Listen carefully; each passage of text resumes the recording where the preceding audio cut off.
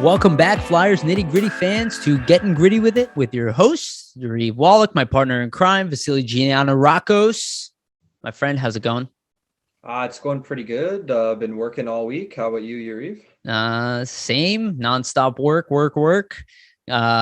got Non-stop watching the Flyers lose uh, 13 games straight. it's And just before we dive in, I just want to say, just as an overlook of kind of what's happened this season, who would have thought starting the season and the expectations the team had that we'd be in this place and potentially have even a worse season this year than than the last. last season? I don't think anybody who's saying, I knew they're going to be this bad. I don't No, know, you might have thought that they were going to be mediocre, that but they not to this weren't. extent. Yeah, I mean, nobody also knew that we wouldn't have our number one defenseman, our number two defenseman, our number one center, and our number two center. Um, yeah, And a this was lot of not other predictable. players. Yeah, and nothing more fun than working like 10 hours a day and then watching the Flyers just be not just lose, but also be like the least interesting hockey team that I have Yeah, had, like Flyers team that I've had the pleasure of watching. they're Um, bad. This is one of the worst teams for them probably in franchise history, as seen by their 13th loss in a yes. row franchise record. But shout out, at least for the last two games, Jerry Mayhew's been entertaining. Yes. Give him that. Yeah, and he brought a lot of energy. Well, let me give a shout out to the sponsor first before we get started. Also, please like and subscribe to this episode, to the channel in general. It's a humongous help to us. If you can share it out, that's also a huge help. Shout out to our sponsor, Jim's Steaks on South Street. Jim's Steaks at 3rd and South. Make sure to go get a cheesesteak from Jim's. They are delicious and, quite frankly, comfort food right now. I think With it's all the losses, this is what the quite Flyers quite need. appropriate. And I bet they're still Flyers fans though. Yeah, so thank you to Jim's Steaks. All right. We got some news to go through, but biggest news as we record this, Chuck Fletcher and Dave Scott had their address the Flyer fan base type of press conference, and boy, is it being received in pretty much the way I kind of expected, to be honest. Not so good. But I personally was not surprised by anything. I don't think they did a terrible job in the press conference or anything like that. A little bit too much excuses in it, and I think we'd all would agree with that. But at the same time, pretty standard stuff. Like, anybody expected fire and brimstone and like to be for players and people in the organization be thrown under the bus. It's not gonna happen. It's never gonna happen. If you ever think it's gonna happen, you're kidding yourself. It doesn't happen at jobs. It doesn't happen in professional sports. It doesn't happen anywhere. Otherwise, you wouldn't be in the position that you're in. You would know better than to do that kind of stuff, because otherwise you're not going to do well in trades and nobody's going to work for you anymore. So for everybody who expected that and is upset that it's not the case, change your expectations for press conferences. Look at what they actually do, not what they say during a press conference, which I would say there's some interesting tidbits, and we're going to go through that. But, the information is like below the obvious statements, the political statements. And we'll dig into that. So just like an initial feeling that you had off of the press conference, like how did it make you feel? Well, first off, at least for me, I expected this. Like, I didn't Yeah. think anything earth-shattering was going to be said, that it's going to be like, wow, look at what, Chuck Fletcher and Dave Scott put forth. This is such a, big moment for the franchise or anything along those lines. And I think for some reason, that's what people were expecting. And I mean, not that they're wrong, that they want, change and want to expect things like that. But just overall, I mean, same old type of, corporate press conference stuff. I mean, they're going to address what's going on with the team, that they have to be better, which is obvious. They do need to be better. I mean, I'm looking at kind of what Fletcher's saying and thinking to myself, he knows things have to change. He knows that he needs to make moves. He's not going to be bashing, players that aren't performing the best or saying outright to, the fan base and anybody else who's listening what the team's going to be doing moving forward. That just wouldn't be smart management, right? You're not going to bash your own players. You're not going to, relay what you want to do next, because that could give, your cards away in terms of how you're going to progress as an organization moving forward. So I would just say that, you shouldn't have a high expectation for things like this going into it and thinking that we're going to get so much new extraordinary information that's going to point to the direction of how this franchise is going to go moving forward. It's just a press conference. Don't take it all to heart. Yeah, no, absolutely. Well said. And it just kind of is what it is. Again, everybody's has the right to react however they want to this. And I don't blame anybody for being pissed off or frustrated or tweeting. And we were talking about this off camera. I saw some people getting blocked by the Flyers Twitter. That's absolutely wrong. Like, unless you're saying threatening comments, if you're just being an asshole, they lost 13 in a row. They have a 10-game losing streak prior to that. Let people complain. Like, what did they expect? Just let them complain. Like, don't make it worse by block. Like, that is stupid. Let people complain. They have the right to complain. They pay money to see this team. They're dedicated fans. If they're this angry, they've obviously been watching for years. Just let it go. Just let it go. Let people get angry. They're entitled to be angry. We're all dealing with this in a different way. Everybody be angry. And as I was saying, you have the right to be angry if you didn't hear the right responses that you wanted from Chuck Fletcher or Dave Scott. But it's just, if you've been following the sport of hockey for a while, we all have to know that for any single team in the sport, or really any sport across the, major 4 sports leagues, what is a GM address of the, the state of the organization ever really bring forth? It's not much in terms of like how it's going to change moving forward or moves that are going to be made, right? It's more just run of the mill. Okay, things are bad. We know they're bad. How do we want to kind of go about changing things? Obviously, we need to bring more high-end talent. That's kind of what Fletcher alluded to. From that, other than that, there's not much else that we're going to get out of something like this, right? Yeah. It's more just placating the fan base and saying, hey, we know things are bad. We know you guys are pissed. We're pissed too. We want things to change. Basically. Yeah, which is like all you can really expect from a press conference like that. Especially mid-season. Yeah, well, that's also a good point. So we're going to get right in the press conference, but I do think let's get a little bit of the news out of the way first. That way we can dig into the press conference. And this is going to be actually a really fun episode. One, it's like frustrating, but then Vasili and I are going to go through our opinions of how we could, each one of us, and we haven't seen each other's lists or anything, but how we're going to go into, the rest of the season, the off season, kind of what we would do. You can't predict what the GMs are going to do. Like, it's just so a fun rare exercise. Yeah. It's just like, it's from our perspective. We're putting on our GM hats. And again, I went a little deeper than you. Maybe you went deeper than I, but I can obviously react to any other moves that you might make there. And, again, that's going to be the second half of this episode. Let's get it. Yeah, it's going to be great.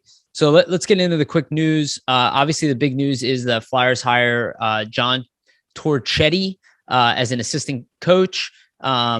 Obviously, there has not been much behind the bench as far as, they kind of left Mike Yeo with inexperience.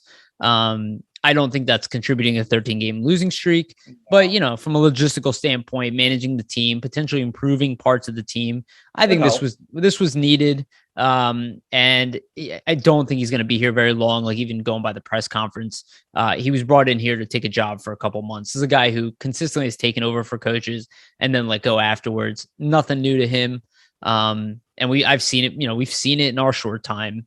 When the Flyers had a collapse a few years back under Scott Gordon, they brought some people in, but at the end of the day, none of those guys came back. So like, I wouldn't look at this as like, oh, Mike Yeo is here to stay. It's more, he's here to stay for the year. This is just damage control. And I think they've been working on this trade, from what I understand, probably since Christmas, around that time. So it took a little bit to find the right guy and hire. So, well, what do you think about John?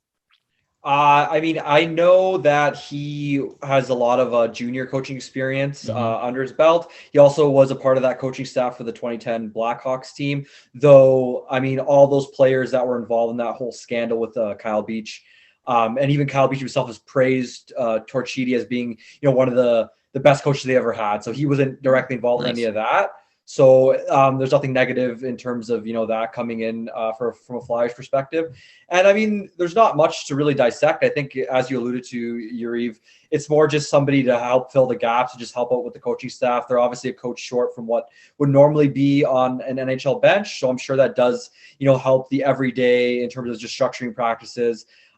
Just on the bench management, because players can kind of go to him and maybe oversee plays or kind of discuss maybe what just happened on the ice, things like that. So it does help from that perspective. He's not going to be around long. He's typically one of those guys that, as you said, gets hired and then ends up moving on elsewhere. So this is something that he's used to. And I guess the best thing that they can hope for is, I mean, he helps with some of the younger guys on the team, helps with their development, positive reinforcement. Yeah, stuff like that. Positive reinforcement for the young guys, because when there's a 13-game losing streak, it takes a toll on the younger players that are trying to break into the league.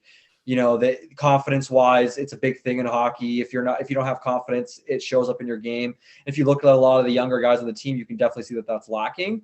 So maybe he can help out with that. Just another voice in the room to kind of help them right the ship, get through this. So, yeah, man. They I don't think it's a bad thing. I don't think it's here to save the season or anything like that. No, but nothing like that. yeah, I mean, there's still some young guys though who maybe he can help at least like write their game a little bit. But I it's ironic. I think that he actually replaced Mike Yeo in Minnesota, if I remember correctly. That's funny, actually. Yeah. I didn't know So that. I think that's why Chuck Fletcher was able to pull him in as well. It's a guy. They have a relationship. Yeah, exactly. They're like, hey, we're probably cleaning house anyway, coaching staff wise, but get it on your resume, get working, we'll pay you, type of thing. Like, he's not doing it for free.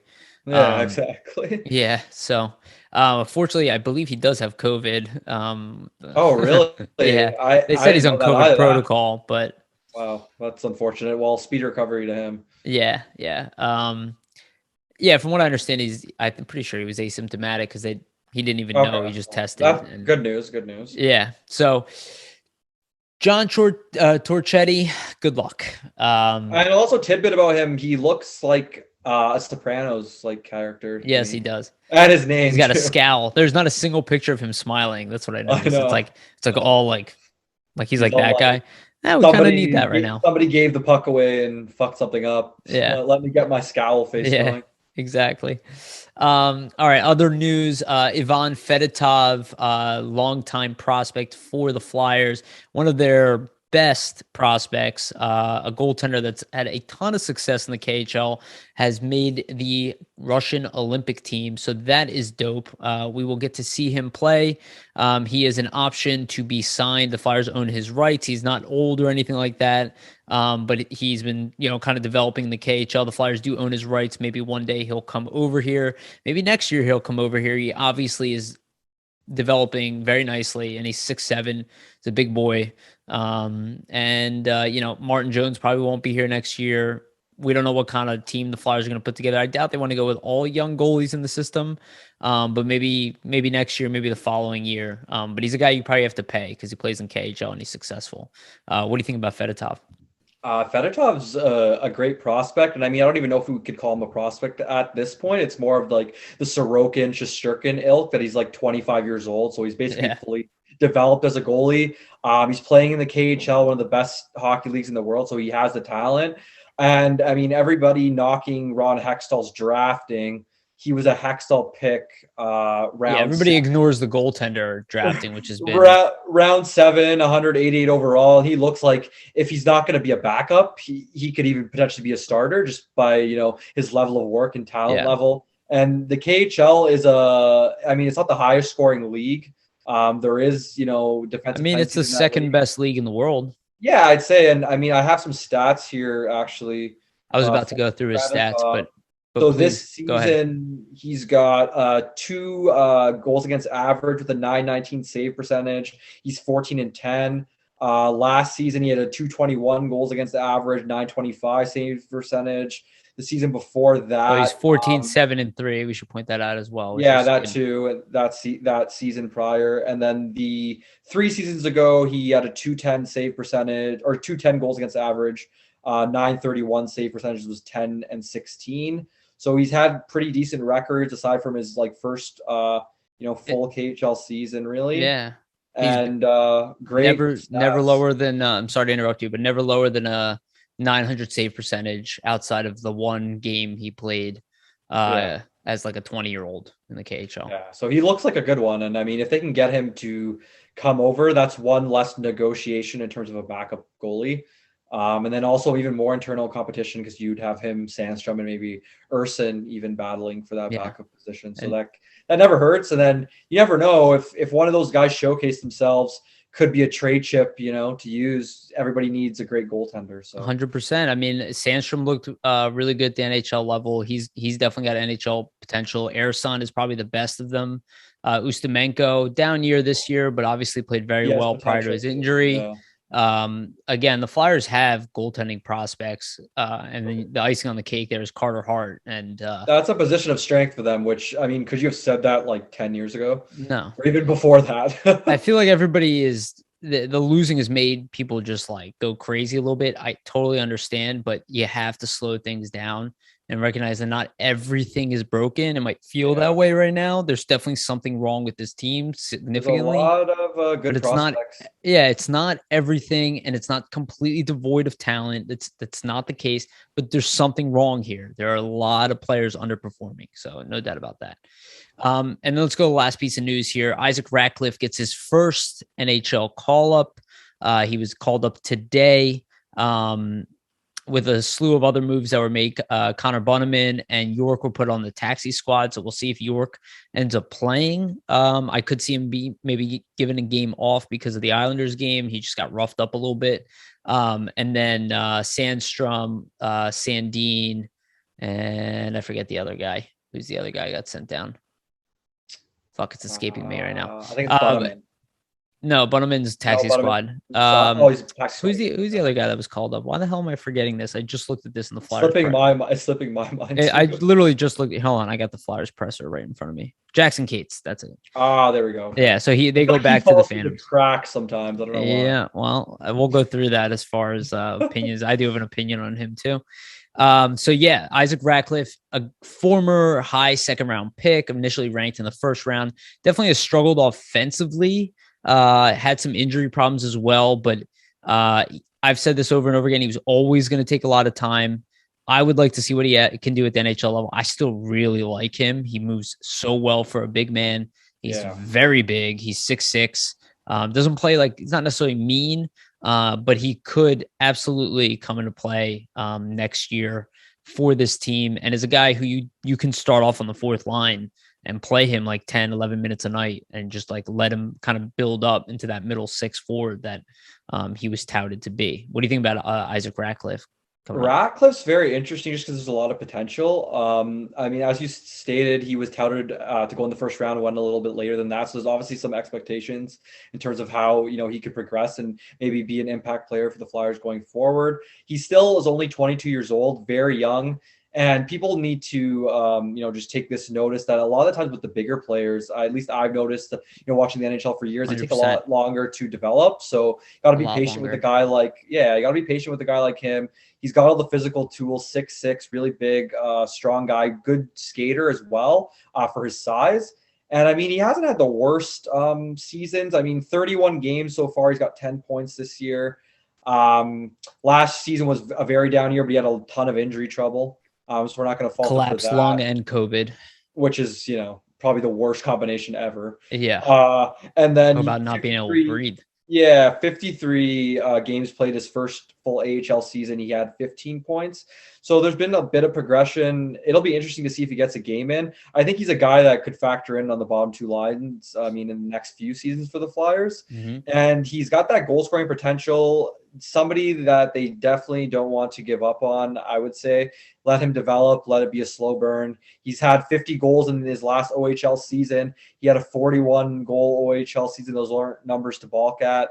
So I would say, just be patient with him. And I think, the Flyers could reap the rewards if they just stay the course with him as a prospect.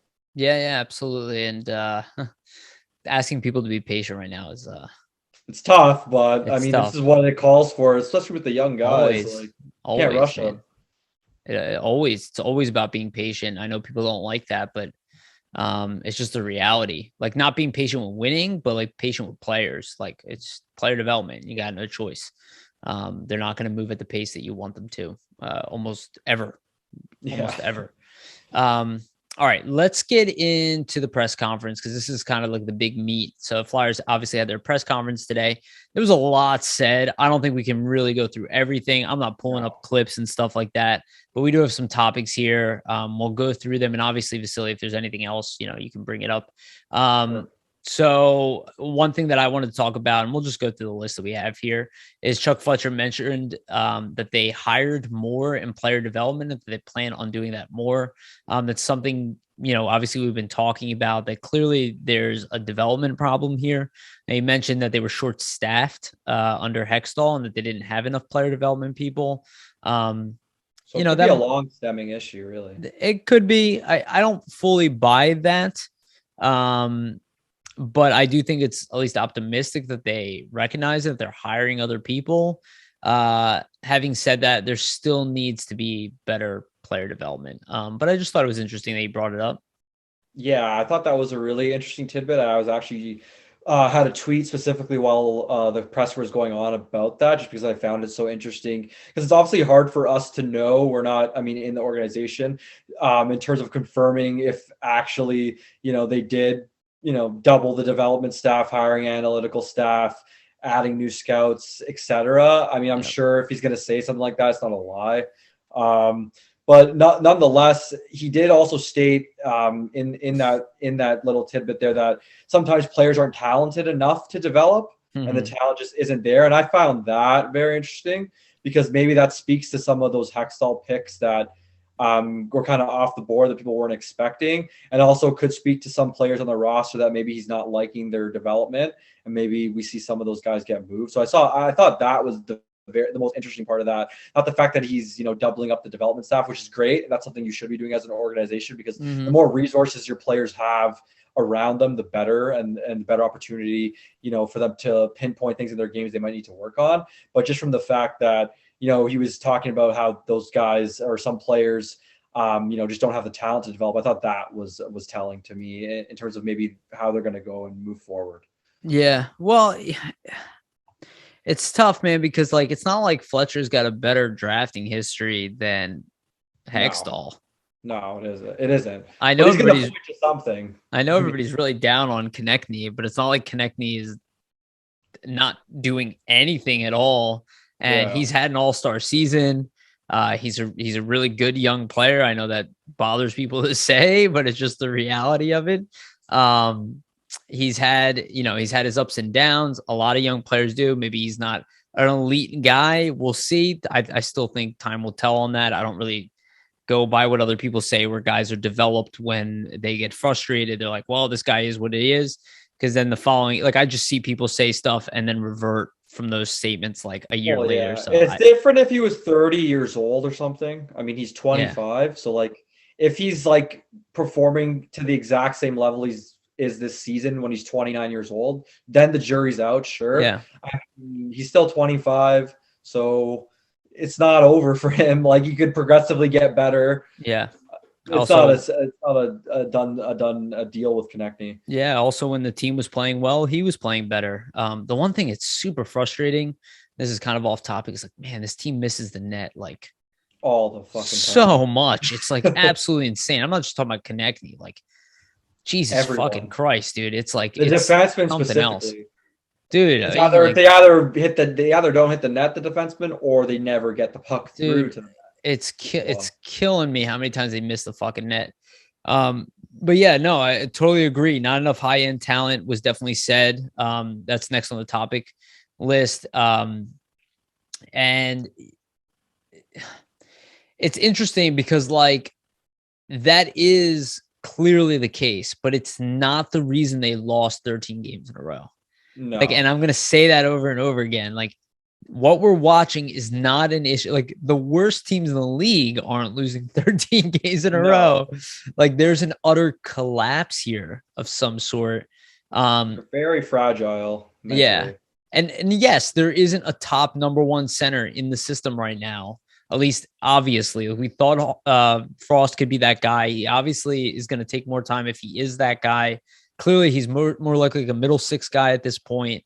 So he's obviously going to take more time, but we don't have a number one superstar in the mix. You know, we have Joel Fairby, who's the closest thing we have to it, is like a Simone Gagne level star. Even Gagne wasn't a guy who did it all by himself. He wasn't that guy. He's an awesome, amazing player, but he required players around him to excel. And I just think reality is that you know what I did take away from that? That told me what their draft strategy is for this upcoming draft. And that's what they're aiming for, is that they're going to be aiming to add high-end talent. And I think they're already bottoming out.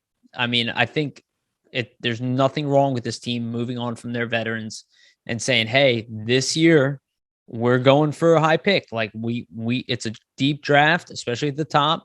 Like, we're going for it. Like, I know I brought up Cooley. You brought up Cooley. We brought up other players. Yeah, if you guys didn't listen to Steve Corniano's episode 2 episodes ago, you can get super excited about the draft. There's a lot of high-end talent available in this draft. Flyers are going to walk away with one of them. So that tells me that's what Chuck Fletcher is probably thinking right now. Like, can I add 2 or 3 guys from this draft this year that are, you know, in the top 30, top 45? Well, I like the high end, or like just Fletcher stating that, I mean, there was enough high end talent on the team, because it's true. Obviously, there is, to an extent, they are missing that dynamic game breaking player. I mean, which I would argue Giroux is that, but he's not to the same level as he was years ago when he was first coming into the league. So they do lack a guy like that. And it just shows that, you know, Fletcher is willing to admit that. He's willing to address that going forward, or else why would he mention it? Right. So obviously that's something that's on their checklist.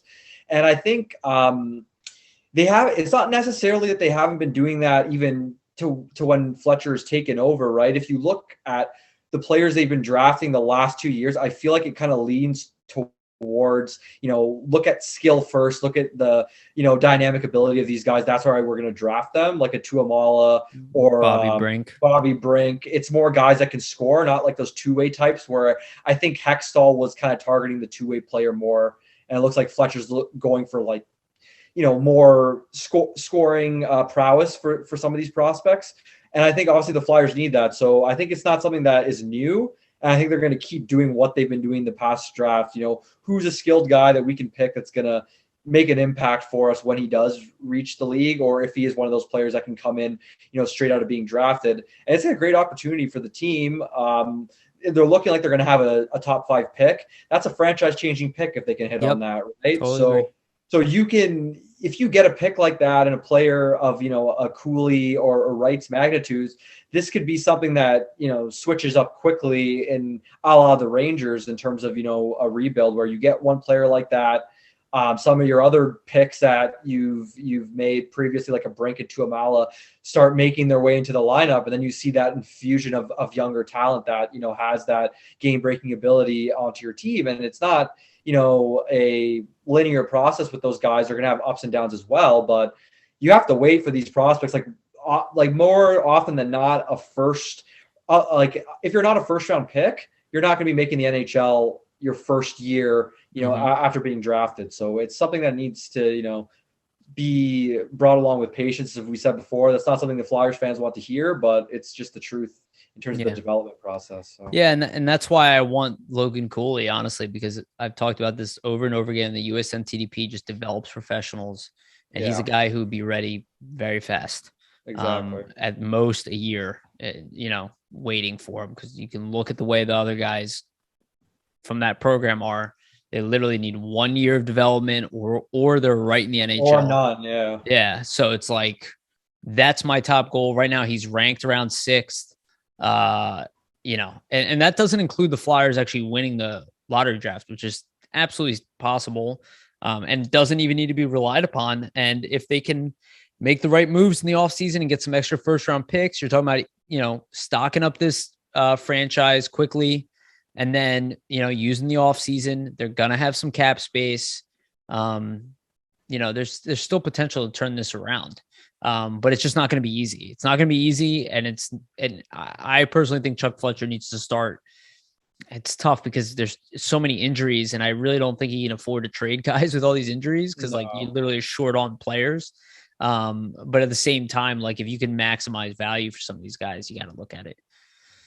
All right, let's get into the next topic. Speaking of trading, he did bring up Claude Giroux, essentially saying like, look, this is kind of in Claude Giroux's hands. I had a lot of people say to me, and I read online, oh, Chuck Fletcher hasn't even talked to his agent. His agent hasn't talked to Giroux. I knew that wasn't true when I heard it. They've been in constant communication the entire time, as they should be.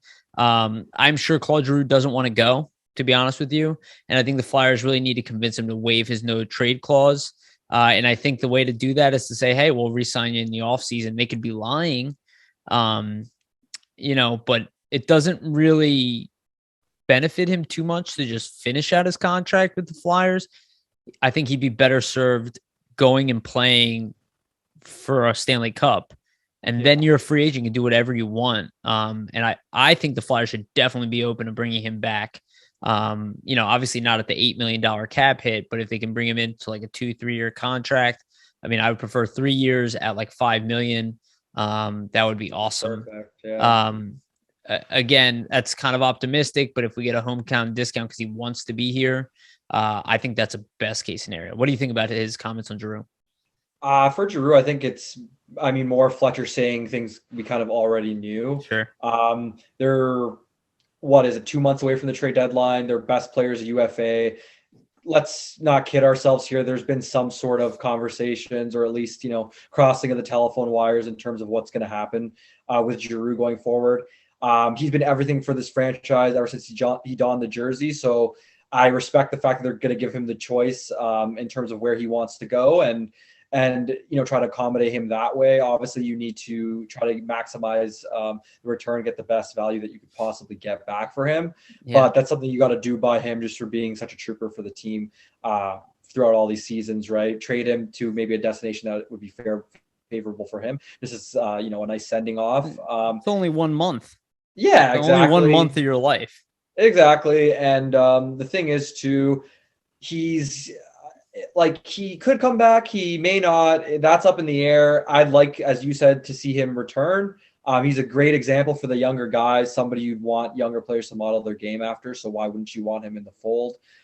He's been, everything for this franchise. So it'd be great to see him retire as a Flyer. So if they do trade him, the idea would be for him to return. I could see a situation where he doesn't come back. And that would likely be, I'd say, more due to cap space. And maybe they just want to go in a different direction, spend the money elsewhere on maybe a younger player, which would make sense. So either way, I'm open to it for Giroux, whether it's the end of his tenure in Philadelphia or he does resign. It's been a great career for him as a Flyer. I want to see him go and win a Stanley Cup now. And hopefully, the Flyers give him the best opportunity to do that. And if he comes back, that's even better for them. They'll get, the assets they recouped plus Giroux back for next season and beyond. So yeah, I'd like to see that. And, we'll talk about it later. And I guess a little preview here. I mean, who would you rather have, JVR at $7 million or Giroux? Giroux, 1,000%. Yeah, exactly. 1,050%. So I find a way to make that happen easily. The next, and we'll combine them into two. So he did mention Frost, hoping that Frost can be a big part of the team next year, but also praised Joel Fairby quite a bit, which is no shocker in my mind. Joel Fairby is a future star player in this league. I'd argue he's already one of our best players. He is like the shining example of what we need to be doing with young guys, and we need more guys like Joel Fairby, who, by the way, is a two-way player. Yes. Despite what everybody keeps saying, but he's kind of a different case. He's got elite senses in every aspect of the game. Hockey sense is literally on another level. Yeah. He's always in the right position on the ice. Yeah. Also injured right now. But yeah, I thought it was interesting that at least he mentioned both Frost and Fairby. Seems like he's probably planning on holding on to Frost a little bit longer. And if it doesn't work out, maybe next year would be a trade. You gotta give Frost some time. I mean, he's really only still played missed a year too. Yeah. He missed a year, but he's really only played about like 50 NHL games. Like, if you gave up on every player after playing 50 NHL games, there'd be a lot of guys that organizations would have regretted doing that. We've done that, and we regretted it. Yeah. So that's Patrick what I mean. Sharp, don't give up on Patrick Sharp, Justin Williams. 24 when we traded him. don't give up on those younger guys. The only thing I'd like to see with Frost is it's a lost season, not to discount Max Willman or Jerry Mayhew, but like give the kids some talent, like put him with Connectny, put him with Atkinson, put him with Giroux for as long as he's here. Just playing with those top 6 players, get his confidence up. Not to say that his line hasn't been good the last couple of games, because they've arguably been the best Flyers line, I would say, that Mayhew, Frost, Willman line. But just get him in the positions to succeed, first power play time, everything. Because why not? You have the chance to evaluate him and literally and he did say that he's going to be. Yeah, and Fletcher did say that. I'm sorry to cut you off, but just to add to your point. Yeah, give him credit there. At least he's addressing it and being honest. And then they called up Isaac Ratcliff literally the next day, another guy from the same draft, right? Who they're like, all right, well, it's time to see it. That's what I mean. Like, you guys can get upset at what they say, but look at what they do. The fact that they sent the other guys down and be like, yo, we're evaluating Ratcliffe. Like, they're probably going to just start evaluating young guys. This is their opportunity. It's unfortunate, but it can be leveraged to turn shit around. And let's get into the next point, actually. And this, I thought maybe it was the most interesting part of the entire press conference, is Dave Scott goes, I'm literally writing Fletcher a blank check. Look, I'm not a Dave Scott fan, okay? He is a Comcast employee. He is a money manager guy. He's a manager. He's not a hockey guy. But the fact that he's literally telling Chuck Fletcher, do whatever you have to do to be competitive. We will pay for it. I mean, what else would you want from an owner? That's what I'm saying. Like, I dislike Comcast like the rest of you, but that is so fucking important. Now, it doesn't mean he should be careless with the money, but it does mean that is an element we do not need to worry about, where they're going to say, hey, well, maybe don't spend to the cap. Like, you might need a year where you're not that great and you are spending to the cap, and then you remove, like, I don't know if we can get rid of JVR this year, right? Right. And then all of a sudden they're like, oh, well, you can't sign Giroux because we have JVR. And it's like, no, he's saying, fuck it, buy out JVR if you have to. Right. Yeah. And these are the things that I'm thinking about when I'm hearing it, is like, just do what it is that you need to do, and I'm going to pay for it. And I thought that was really encouraging. And I think that's something that a lot of fans weren't really listening to. And I think that's maybe one of the most important things that I took away from it, is like, look, this is my guy, and I'm going to literally give him as many resources possible to turn this around. And I thought that was the most optimistic thing. I didn't think it was a great press conference, but I thought that was the most optimistic thing to take away from it. Yeah, with Scott's comments, like, first off, as you were saying, I mean, he's a CEO, he's in a management position, he's not a hockey guy, so you can't really expect any savvy sorts of hockey answers from him about the team. And I understand everybody's frustration with Comcast and Scott in general, because I mean, as an organization, under their watch, the Flyers have gotten to this point of, terribleness where they're this bad. Yeah. So I get that. And I really understand everybody being mad. But I mean, look at the majority of sports franchises in the major 4 sports leagues, NHL, NFL, MLB. They're all mostly owned by corporations at this point. Like, the single owner is kind of like something that's rare. Like, you get a Mark Cuban, or like, the owner of, if Carolina, his name's escaping me.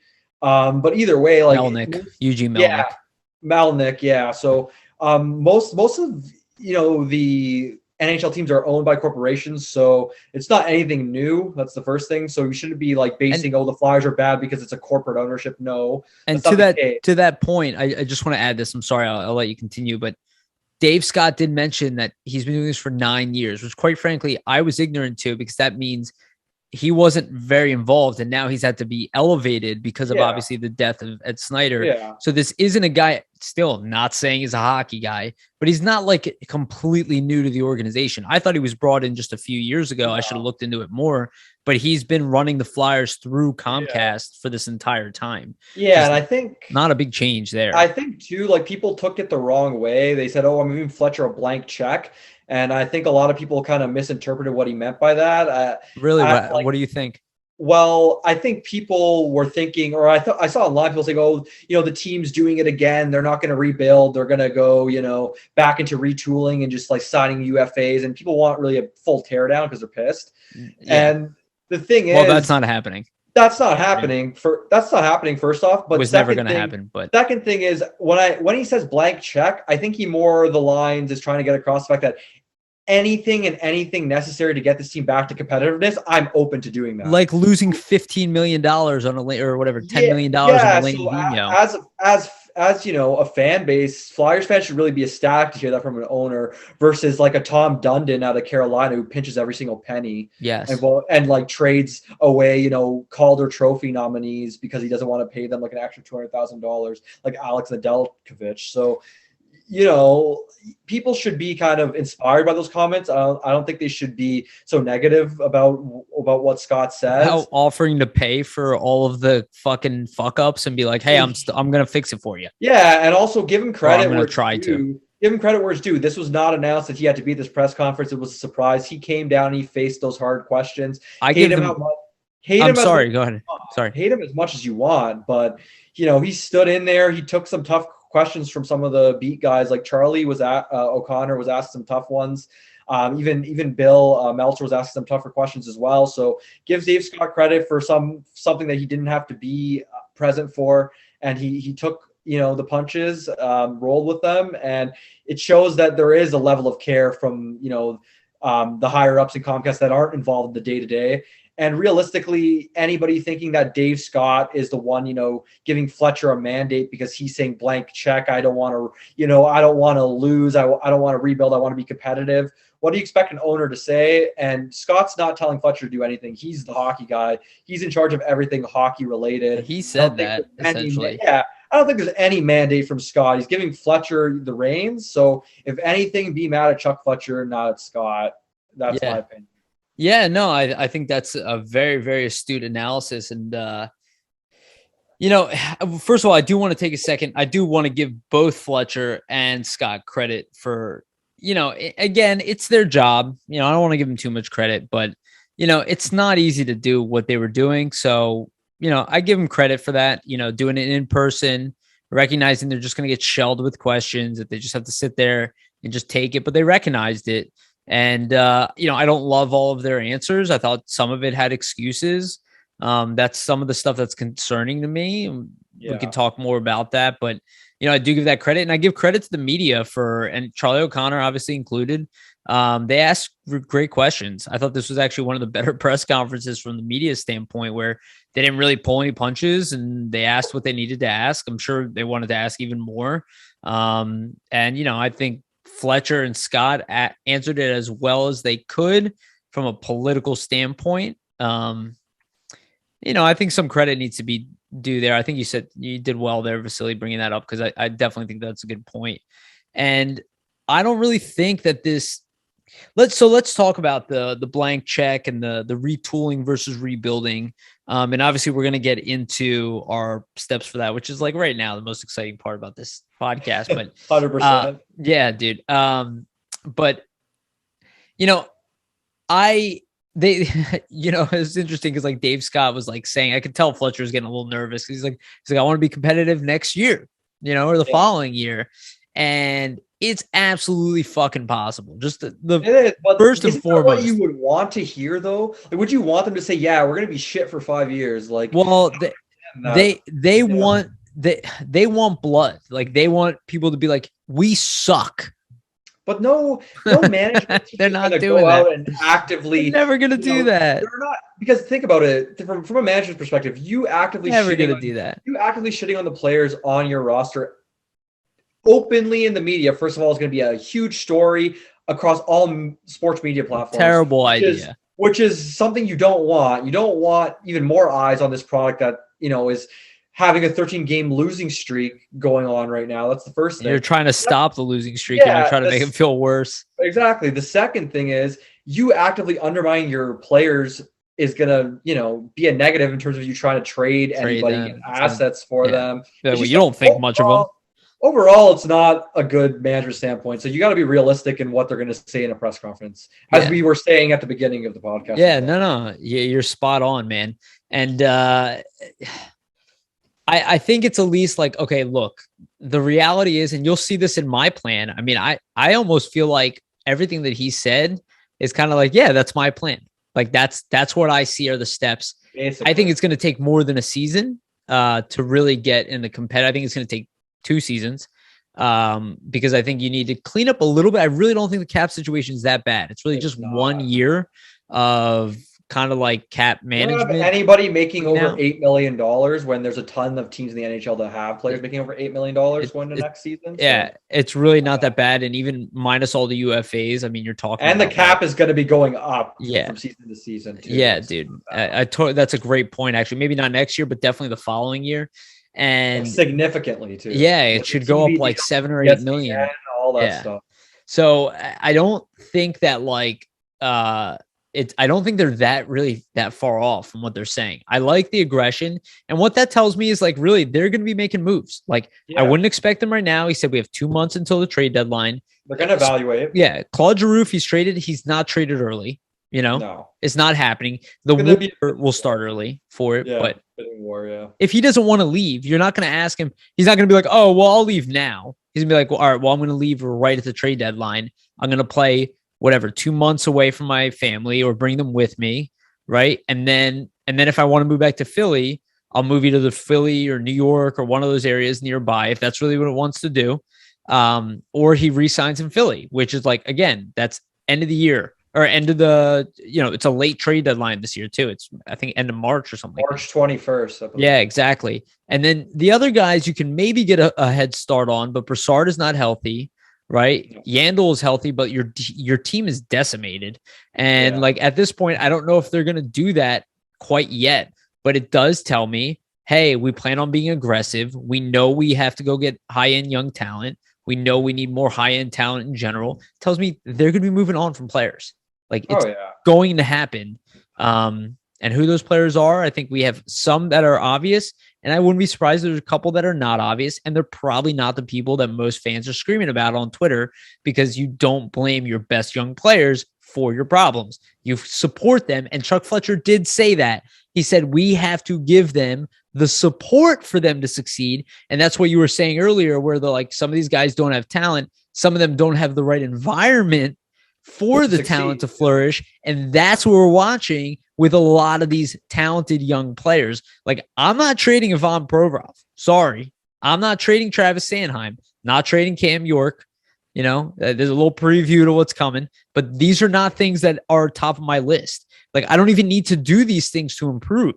I need to add people around them. There's some other guys who I think a little bit older that we can move on from. And that I think Fletcher should explore. But I like the aggression into, I don't think next year is going to be a great year from success standpoint on the ice, but it should be better than this year. And then you still have another really strong draft. You can use both of these years to elevate your team. What do you think, Vasili?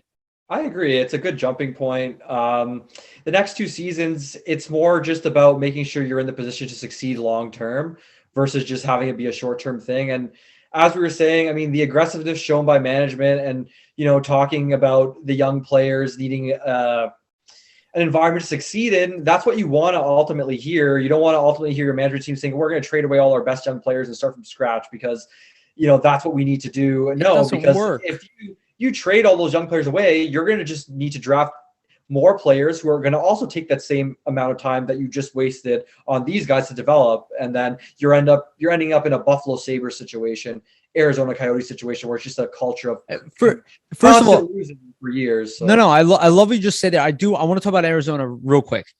Arizona is going on their second fire sale. They already went through a fire sale, didn't get them anywhere, and now we're doing it again. Yeah, so see what that, And they had an extremely deep prospect pool. The Ottawa Senators, they're stacked with young talent. They're shit too. You see them trading those young guys away, Ottawa? No, they're holding on to them now. And quite frankly, you see that this stuff, none of it is goddamn magic. It's just not. It's just not. Even Eric Brandstrom, right, who was traded for Mark Stone. Apparently he's struggling now in Ottawa, but he was one of the hottest prospects. He's struggling. I've actually watched a couple Senators games. The last few games, this guy's turning it on, on the power. But how old is he? 22? Yeah, he's a young guy. And the thing is, they're look it up actually. The coach, I think the coach was even saying that they're thinking of maybe giving him first power play time over Shabbat. That's how good he's been playing. So Oh, that's awesome. So that is a change of late. yeah, so that's what I mean. Like young guys, it's not linear. I mean, they're he gonna have played. Sorry, downs, they're gonna have just to ups. add, just to add to what you're saying. Sorry, just to give you support here. The last 4 games he's played above 20 minutes. He only has 1 assist and he's a -3, but he's played above 20 minutes for, quite frankly, a But bad team. also The on a last game, bad team, yeah, exactly. And this is kind of what we're fucking talking about, though. Pretty much. Do you know what I'm It's saying? exactly what we're talking about. When your team is bad, you will not perform very well. And I'll say, like, Cale Makar is absolutely a dynamo. You throw him on the Flyers with the way that they are playing right now, Throw him on Arizona. his numbers will go down. They're going to go down. And by the way, if you look at Ivan Provorov's pace this year for points, he's still on pace for like 35, 40 points. Yeah, which for a defenseman 10 goals, I know, on a team that can't score fucking goals. He's the worst. So. Yeah, I know. But yeah, so Brandstrom is again a really young guy. Yeah, he's 22, right? He's a small defenseman. I'm sure people like already gave up on him too. It's like this stuff is like silly. How quickly people give up on young guys, and it's just like, yeah, like how many people are excited for Bobby Brink right now? Nobody, but he's tearing it up. I know. He's one of the leading scorers in the NCAA right now. Yeah. And he's got 8 goals, 24 assists, 32 points in 22 games. He had a down year last year, and then everybody was like, "Oh, well, Bobby Brink, whatever." And then he's only 20 years old. He's 5'8". You know what I mean? The guy's small. You got to give these younger guys a chance, right? Like people are writing off the prospects pool before they've even played an NHL game. I know. You can't really do that. It just doesn't make any sense. Yeah. Most people writing these guys off probably haven't even seen them play ever. So yeah, I know. You gotta look at from a realistic O'Brien perspective. For Boston, he was a point per game player last year. He's still having injury problems. He's a point per game again this year. Like he's not like a complete failure of a draft pick. Adam Yinning is another one. Yeah, I would agree. That's not a very good draft pick. No. Jack St. Ivany, nobody talks about him. Wyatt Wiley had 3 assists the other night. These guys are still, it's just young guys, fucking guys.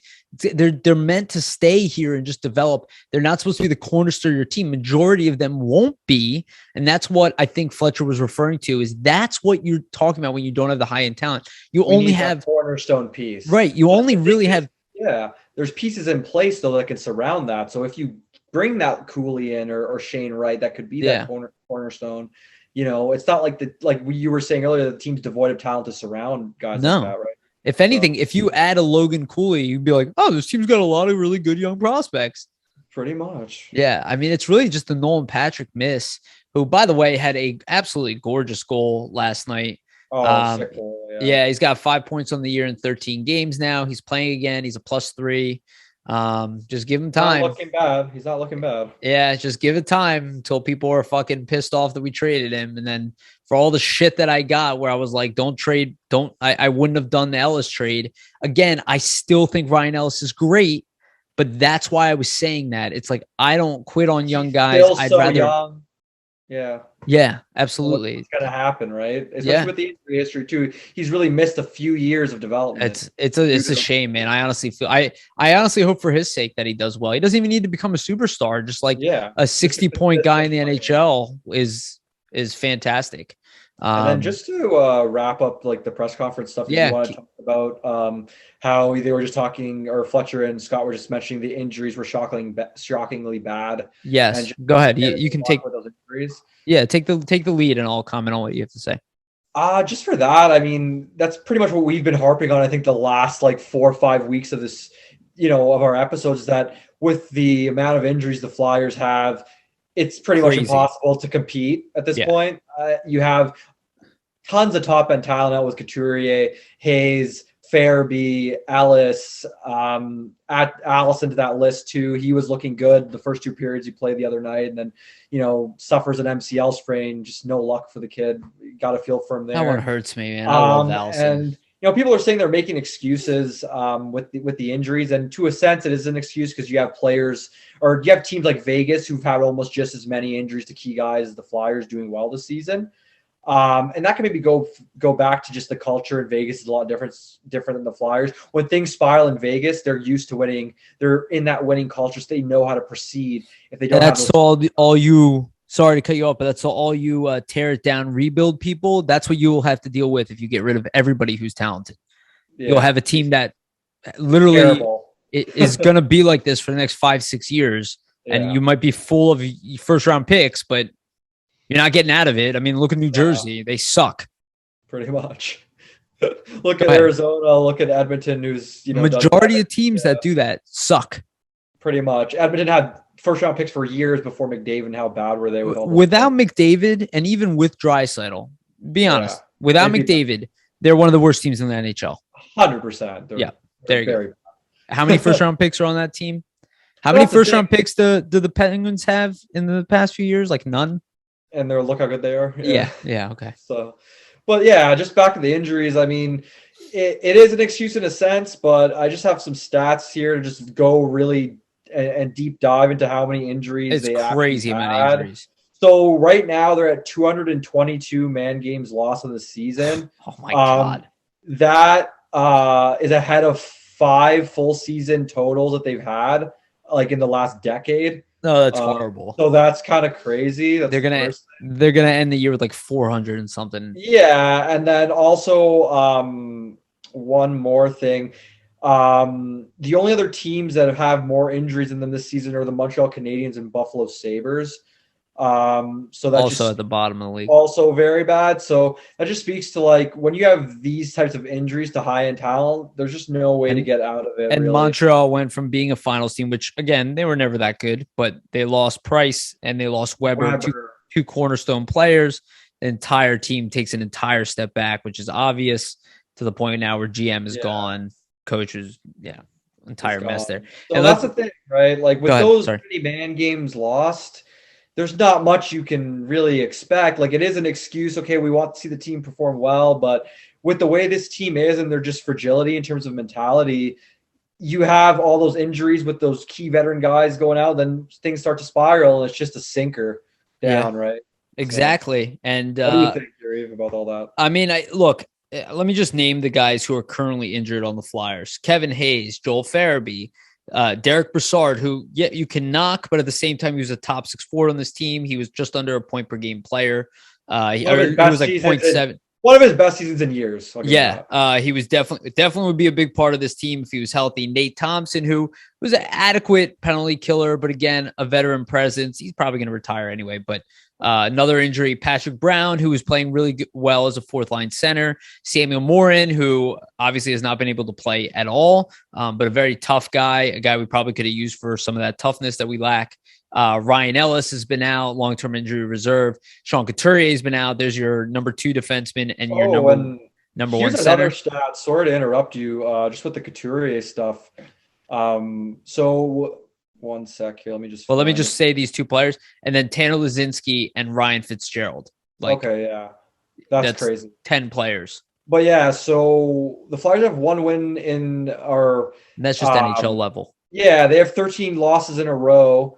And missing Couturier, they only have 1 win without Couturier in the lineup. That's my God. And they're 12-12-5 when he was playing and he was injured. So they're a 500 team with Couturier. Without him, they're absolute shit. I mean, so it just speaks to it, Like, look how important just one guy is. Not to mention all the other guys. And not to mention Kevin Hayes, who prior to the injury, and again, this extends to last year, was a pretty damn good player. And quite frankly, like the Flyers, we were talking about the other day, if you look at the Flyers centermen, none of them were slate that are playing right now. None of them were playing center at the start of this year, except for arguably Frost, who was put at wing at one point. Like their whole lineup of natural centers is literally not in the lineup anymore. Yeah. So, yeah. Doesn't it? What? Go ahead. No, please. Oh, I said, look at any team and do that to them. Yeah. And especially a team that's not that good. So you're like literally just twisting the knife into a team that's why I said, like, we can take advantage of this because we're not actually as bad as these records show. No. And that's the one thing people need to recognize. It doesn't mean we're like a great team, but we're not a bottom 5 team in the league. So if we can walk away with a bottom 5 pick in a year where we're really not that bad, that's the type of stuff that can fix your franchise. Yes, we missed out on Nolan Patrick. You can make that case. But if we hit on a pick like that, which quite frankly, they have to fucking do, if they can do that, that is a huge boost to a franchise. Quite frankly, doesn't need a top 5 pick to that degree as some of these other teams, but we could be rewarded with one. And if we can move some of these UFAs for additional picks in 2 strong draft years, like this is an opportunity to retool quickly, to come away with cap space, and then to come away more competitively with a deeper prospect pool. And just because the Flyers missed on Patrick doesn't mean they're going to miss on this high pick either. And that's the thing I think people need to kind of realize. And I'll give Fletcher and Brent Flair credit. I've liked a lot of the picks that they've made since he's become the GM. Like York looks like it's going to be a hit.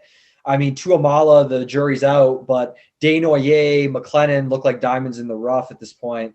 There's some good value with Andre too. He looks like he's going to be good. Like it looks like their drafting prowess has been pretty spot on. So I'm pretty comfortable going into the next. I mean, Zayd Wisdom. Yeah, that him as well. I even forgot to mention him. Forster's looking good too. Like, injuries. Everybody says like Fletcher hasn't been a good drafter throughout his career, but I mean, he's made some good picks for Minnesota, and that's Kaprizov, Eriksson, Ek, and you're not going to hit on everything, but you got to hit on some. And I think Fletcher's built a pretty good base that look like they're going to be NHLers, and that's all you can ask for, especially if it's outside of the first round, right? If the guy makes the NHL, that's a success. At the very least, and I put Hextall with this, they're average.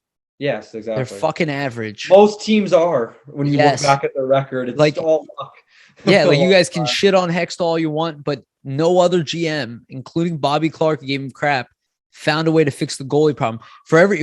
Bobby Clark, you drafted Jean-Marc Peltier in the fucking first round. He was a disaster. And guess what? Hextall found Hart. You didn't do that. No. So, and I like Bobby Clark a lot. And Fedotov too. Yeah, but that's my and Ersan and Sandstrom, like it's you can harp on guys for missing. Most GMs miss. The top tier ones will hit majority of them.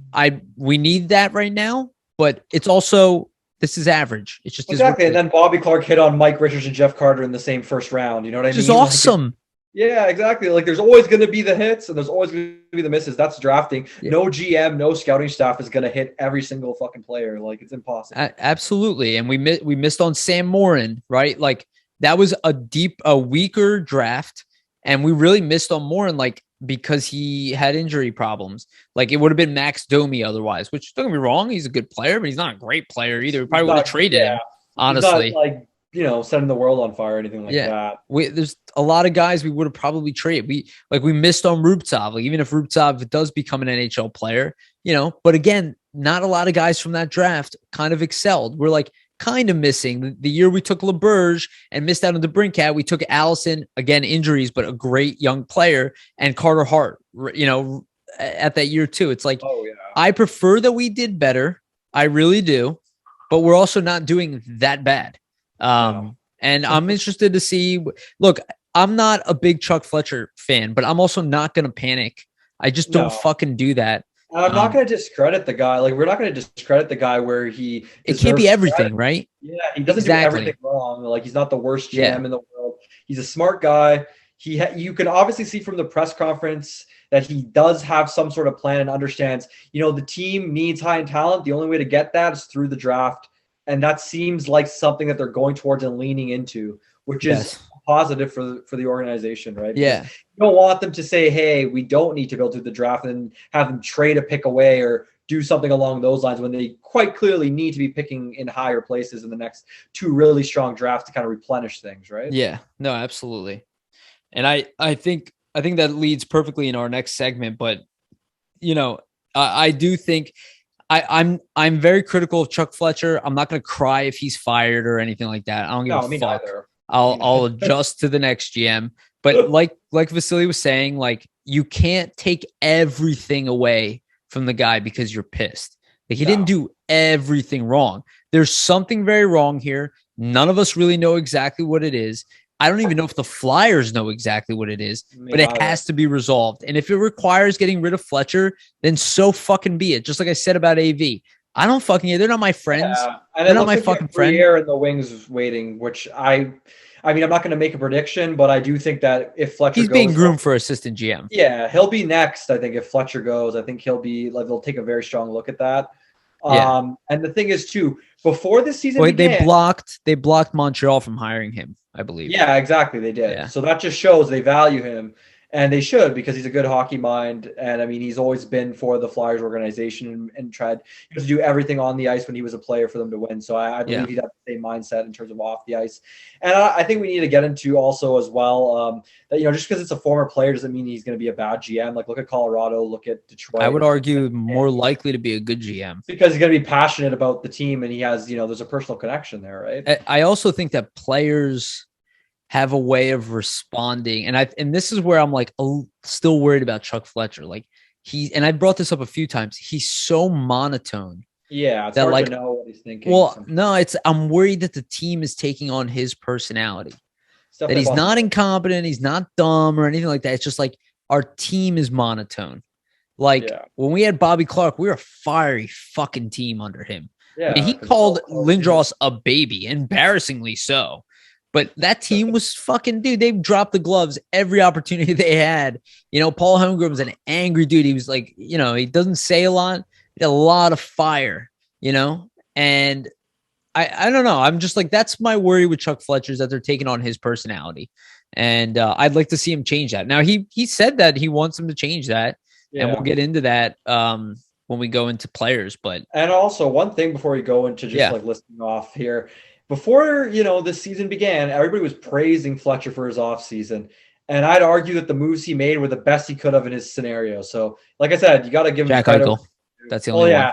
That's Eichel's the one he missed out on. But other than that, you can't say his trades were a complete failure or anything like that. So yeah.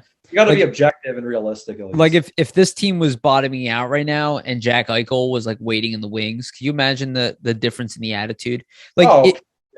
Yeah, no, and this goes to the draft this year. If Logan Cooley is, and again, I keep pointing out because I don't know that many players in this draft, but I really like him. If we get a player like that, that does change the attitude in the organization. Of course. That is a big deal to get a guy like that. It is something they need to do right now. And that's why I would recommend start trading away veterans and bottom out kind of, you know what I mean? Like it's not forever, but oh yeah. There's no reason. I mean, it's too many injuries. I think that's the biggest problem. But like, there's no reason. Some of these guys you can't trade because they're injured. But it's like. Anyway, okay. Let's get into our rebuild plan. This is like I guess the meat and potatoes, what we really want to talk about. Actually, is there anything else you want to say about the press conference before we do? No, that was all. I think honestly we went even too long on the press conference. Yeah, no. I mean, I tell you, we're already over an hour, and we haven't even gotten into the biggest part of the segment. But I kind of knew this was going to happen today. Yeah. All right, so let's get into it. So the way I did this, Vasili, is that I have forwards, defense, and goaltending. I have like a trade now, trade later, keep. And then like let walk / buyout. Okay. I had basically the exact same type of thing. I had that's funny. Who's gonna go, who I'm gonna keep, and then of those I have them listed in like forwards, defense, goalies, and then I have additions in terms of like free agents and like who you're gonna let walk. Okay. So I'll let you go first. Okay, let's or you want to do a back and forth type of thing? I feel like we should do a back and forth. Okay. But it's like there's so many players to go through that I feel tough. like this is just going to get messy, but I don't give a fuck. All right, I'll go first with the forwards. Okay. And like, we can just go through like forwards names. I don't think all of them will require a long in-depth conversation. No. But let me just start off with the first one on my list. Claude Giroux. He's on my trade now, get assets, re-sign in the offseason. I've said it over and over again. Look, we have an opportunity to move a guy with, quite frankly, he's going to be the number one available player at the trade deadline. There will be a bidding war for him, barring he's willing to get traded. It will be tougher because he will have his own list, so we won't be able to maximize it from that standpoint, but he should still net a really nice return, a first-round pick and a prospect, probably a pretty good prospect as well. I saw Alex Newhook rumored. I don't know if we're going to get Newhook, but maybe if we can get even a guy like a step below that, or a guy of that caliber, that's a humongous get for us. That is the start of this retooling process. And I do believe that Claude Giroux wants to end his career here. If I am GM, that's my move. I move him. I start those. I'd be like, look, G, you have my word. I will re-sign you in the offseason.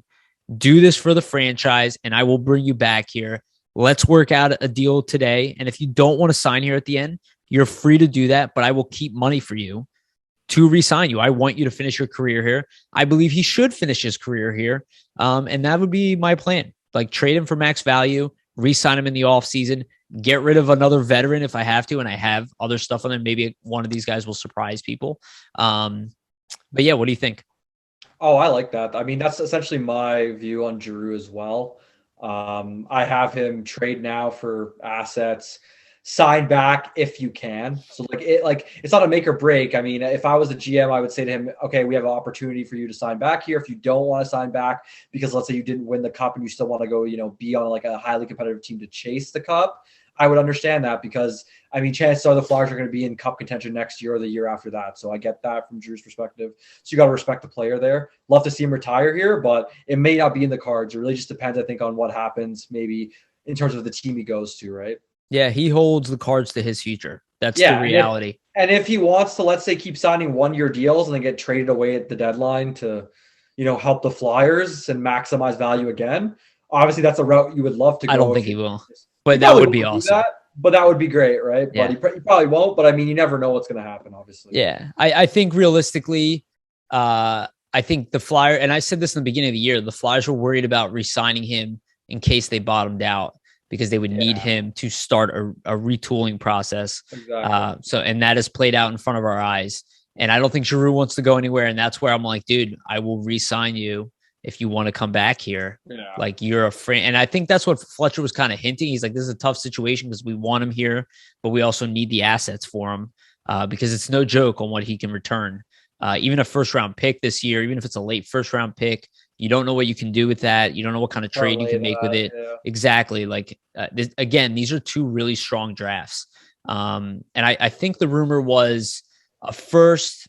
Alex Newhook was thrown around, but I imagine a B plus, or like a Tyson Jost, like a B plus young player, and a conditional second, I think, depending probably if they win the Stanley Cup or go to the Stanley Cup.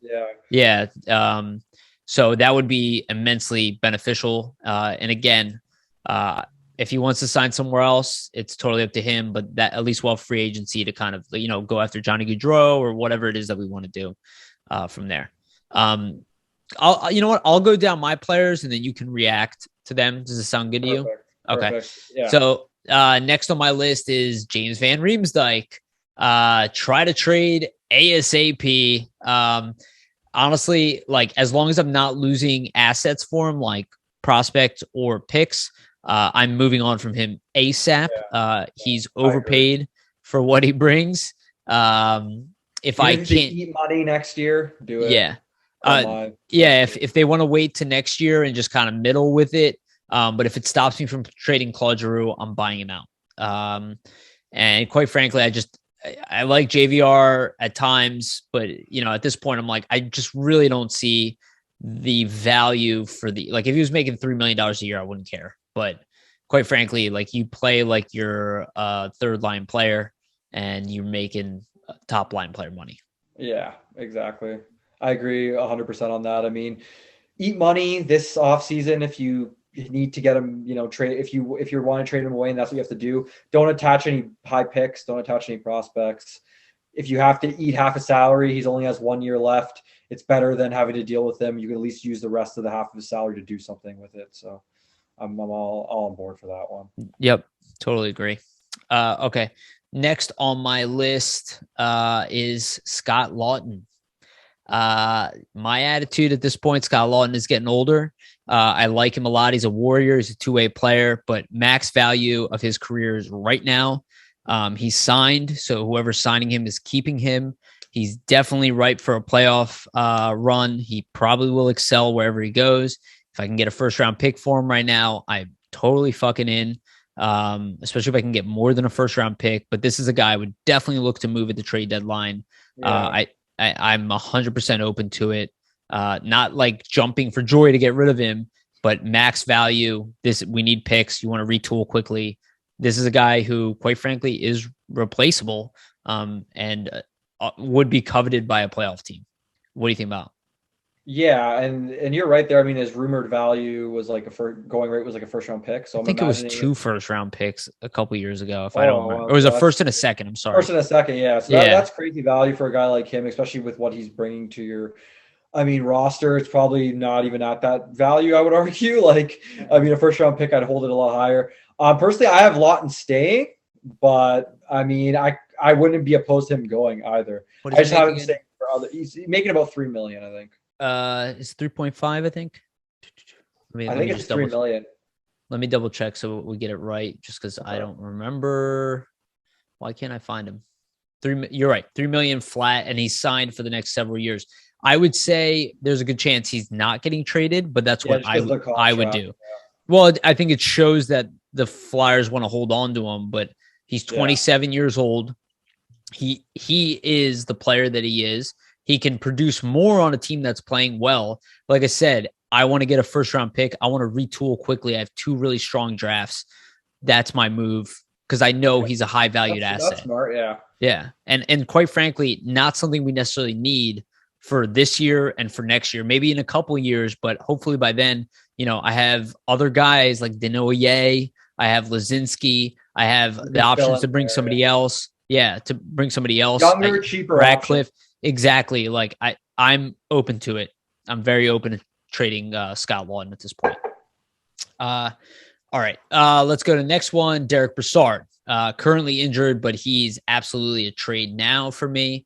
Been a really good Warrior for the time that he was here.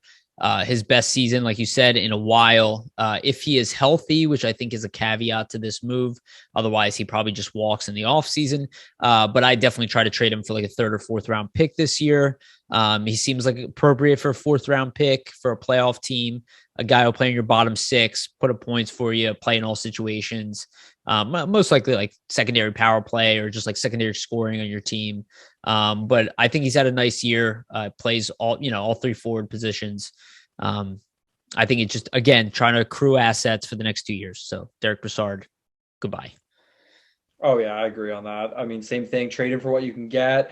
All the UFAs that are, in the same position as Broussard, where this is the last year of their contract, or it's only a 1 year deal.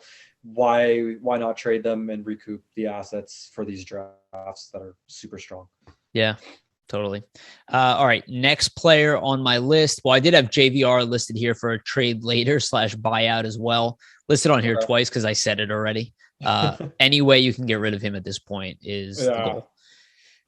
Sorry, JVR. Nothing personal. It's just like I just don't see a role for you on this team anymore. All right, next player on the list, though, I do have is Kevin Hayes. Ooh. I am not trying to trade him now because his value is low because he's injured. But I am open to trading Kevin Hayes because, quite frankly, he makes a good amount of money. I'd rather have a guy like Giroux here. I don't think we're going to trade him in a year, obviously, that he's injured. Nobody's going to take him with the injuries this year and that cap hit. But if he can get back on his game next year, I'm totally open to moving him, assuming that we're not in a playoff race. He's a guy that, I like. I would covet to a certain degree, but I'm open to moving on from him.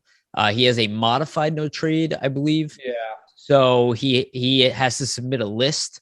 And he has kind of a big cap hit, but I do think a team would be interested in taking him on probably for the last, let's see how many years he's got left here. He's got several years. So after this year, he's got 1, 2, 3, 4 years. So I'll give him 3 years left on his contract. So I would be open to moving on from him. Okay. Again, I'm not trying to move any assets to get rid of him. If that's the case, I just hold on to him. But if I have an opportunity to move him out to a team that needs center depth, and again, this is predicated by the fact he's healthy and he's kind of back on his game, I move on from him. That's an interesting move. I mean, I have him pegged to stay for me, but I like your thinking just because, in a sense, I like for the money you're paying Hayes, is he contributing what you want? I'm not sure if you're ever going to get that out of him. Just especially now with the injuries, who knows how he's going to rebound even after that. And that might also be a factor in like the trade value. Yeah. Yeah. And trading him. So For me, I mean, keep him unless you can you don't have to eat money or you don't have to attach any picks or prospects. That's my right.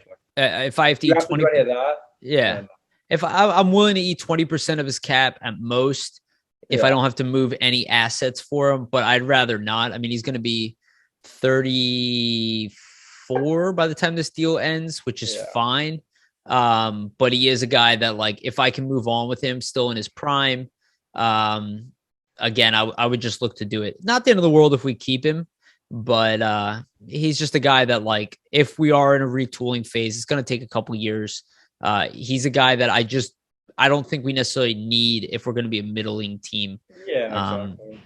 Again, he's much better than people have seen this year. Remember that he's at 50% for the past last maybe entire season, right? This year especially, but last season he was at 50%. The real Kevin Hayes is the guy we had when we first signed, and everybody loved him. Yeah, who was great. And if he's that guy, I'm not crying. I still think he's slightly overpaid, but I'm not crying over him. It is what it is to sign free agents.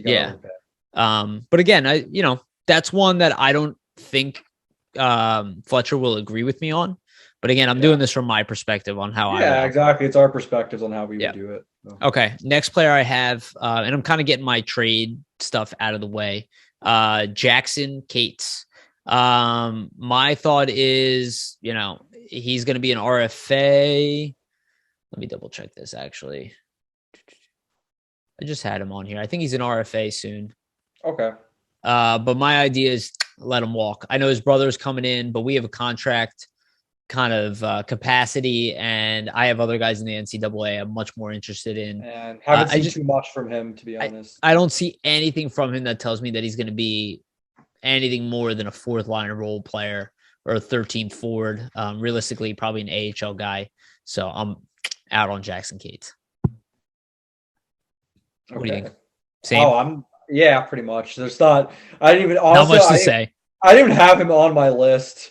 I forgot about him. Oh, dude. So that just shows. I went through everybody, so feel free to comment. All right, let's move to the next one. This is my keep.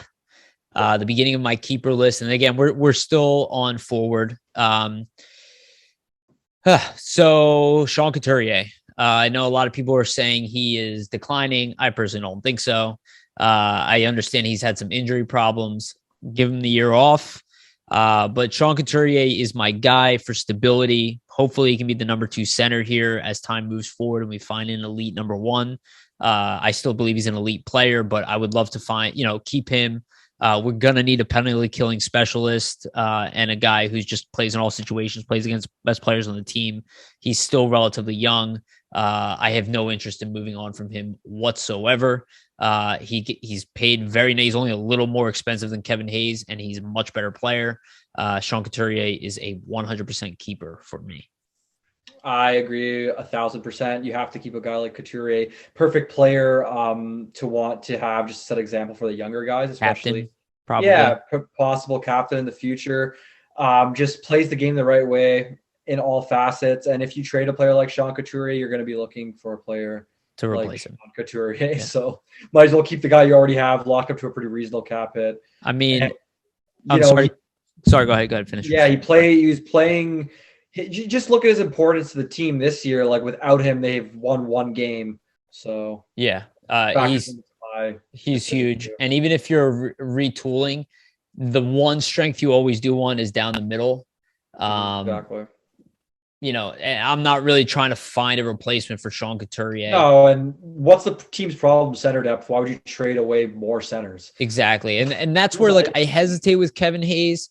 But as long as I have Sean Couturier, I can do that. And if I can bring Claude Giroux back here and he's my third line center down the line, I'm feeling pretty good about that. I mean, you look at a guy like Philip Deneau, and I would argue Couturier is twice the player that Deneau is. He makes $5.5 million a year at 28 years old. Couturier is 29 and makes 7.7. Yeah, it's like you're talking about one of the best defensive centers in the league for under $8 million. I'm not trading him. All right. Unless I'm getting a top 3 pick or whatever in the draft, I would consider it. But at that point, we're full rebuild, which I don't think is happening. All right, next on my list, Joel Fairby, cornerstone player. I've said this over and over again. Complimentary top left winger. Our new Simone Gagne. There's like no chance of trading this guy, short of like it being an absolute steal, no brainer. He's got all the personality traits that I'm looking for. He's a goal scorer. He's a two-way player. He can play in all situations. He literally is immune to whatever the hell is going on with this team. He's a guy who's like, just like Couturier, he is a cornerstone piece for my team. Yeah, I agree there 100%. He's a building block piece. If you want young talent, he is young talent, and that's the type of development path you'd love to see for any young player coming in. So you got to keep a guy like him, and it's only going up from here. He's progressively getting better every single season, and he's still a young guy. So yep, totally agree. I love Joel Fairby, and zero interest in moving on from him.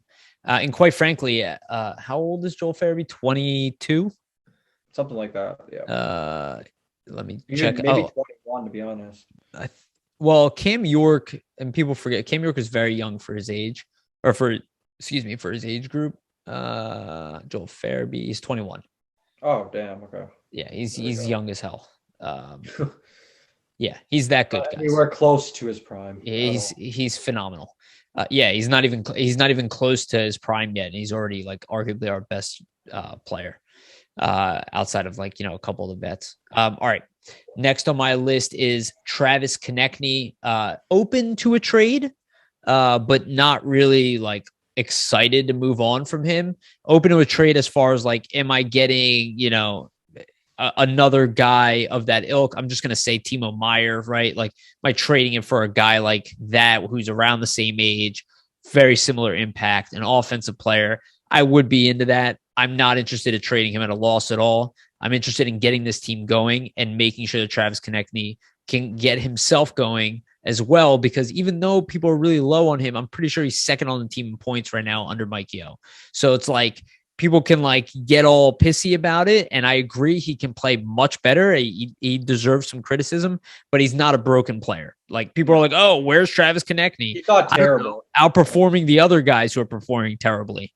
Like, that's what I see. I want more out of him, but I'm not ready to move on for him. Definitely not at a loss, and definitely not for a pick. Yeah, so I understand where you're coming from with that. I mean, with Connectny, it's the same for me. Top five.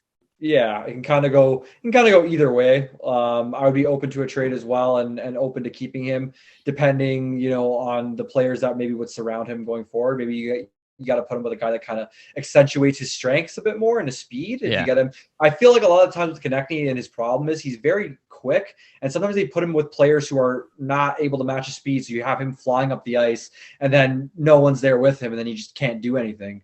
So maybe you got to look at maybe better ways to deploy him, but I could see either way for him. I honestly think, and I know Frost is playing with Mayhew and Willman. I would put Lawton. Yeah, I'd put Lawton in that role as a third line center. Get Frost up with Lindblom and TK, and see if they can start producing. Put him in a top six role. You really got nothing to lose at this point. Like, who gives a fuck about the losing streak? Like, we really need to focus on the. Realistically, the more they lose, the better at this point. Dude, I'm like not even. I hate losing, but like I'm numb. I'm just numb. At this point, I'm like, it's like getting a tattoo, and you're just like, well, I'm just waiting the pain out. Like, it's cool. I'm worried about the end picture. By the losses at this point. Yeah. All right. Next on the list is Cam Atkinson. He's a keeper for me right now. I like him. He's another guy considered like the Couturier, all situations type of guy. Great attitude. I would be open to trading him in the future. Again, this is not like an untouchable list, but he's a guy I'd like to keep around.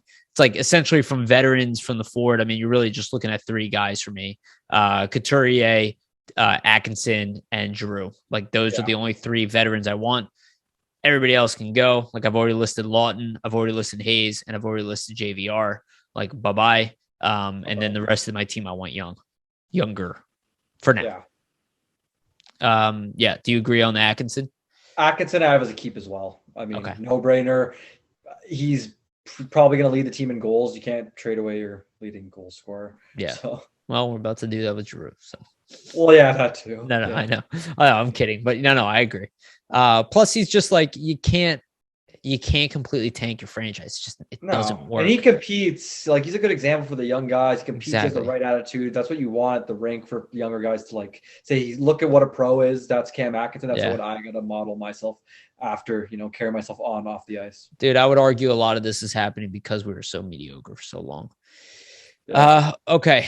Next on my list is Oscar Lindblom. He's a keeper for me still. Like, in the back of my mind, would I ever be open to trading him? Yes, but the fact that he's just been finally physically getting back to form, like, I don't know. To me, he's just like, It's not fair to him to move on. He's just the type of guy I really like on my team, and I still see a high upside with him. I'm keeping Oscar Lindblom. I'm the exact same thought process. Character guy. He came off a battle with cancer. I could see him traded, by the way. Really? I can't, because I just think about, I wouldn't personally either, but just think about, he's played pretty good this season. He's been on a bit of a points run, actually, the last 20 games or so. He's just getting back to that form that he was showing kind of before he had the cancer diagnosis. Why give up on him, at that point, or so early? I don't like that idea. I really like Oscar Lindblom, so I would keep him. Wade Allison. Right now, even if I wanted to trade him, his value is so low because of all of the injuries that I just see no upside in moving on from him, and only upside to holding on to him, because if he can finally get healthy, which at this point I'm very concerned about it. But that's a guy I really, really like his game. And if he can get his health in order, he's without a doubt a player on this team, and a valuable one. Same, I agree too. Just because what are you really going to trade him for? And the positives that he could bring down the line are far outweigh the negatives, Yeah, and I feel so bad for him, how much he's been injured. It's absolutely insanity. Yeah, absolute insanity. How old is he? I think he's 24. Yeah. I think he's 24. I don't know why. 24 or 25, I think. He might be almost 25, but I don't know why I can't find him on Cap Friendly. That's weird. Probably under some weird injured, Yeah, he's not listed on the injured, whatever. Okay. Anyway, next on my list, Patrick Brown. He's got 1 year left on his contract. I think he's just a good fourth line option. My thought is to trade him next year. At the trade deadline, I do think he has some value. Again, maybe a fourth round pick type of guy.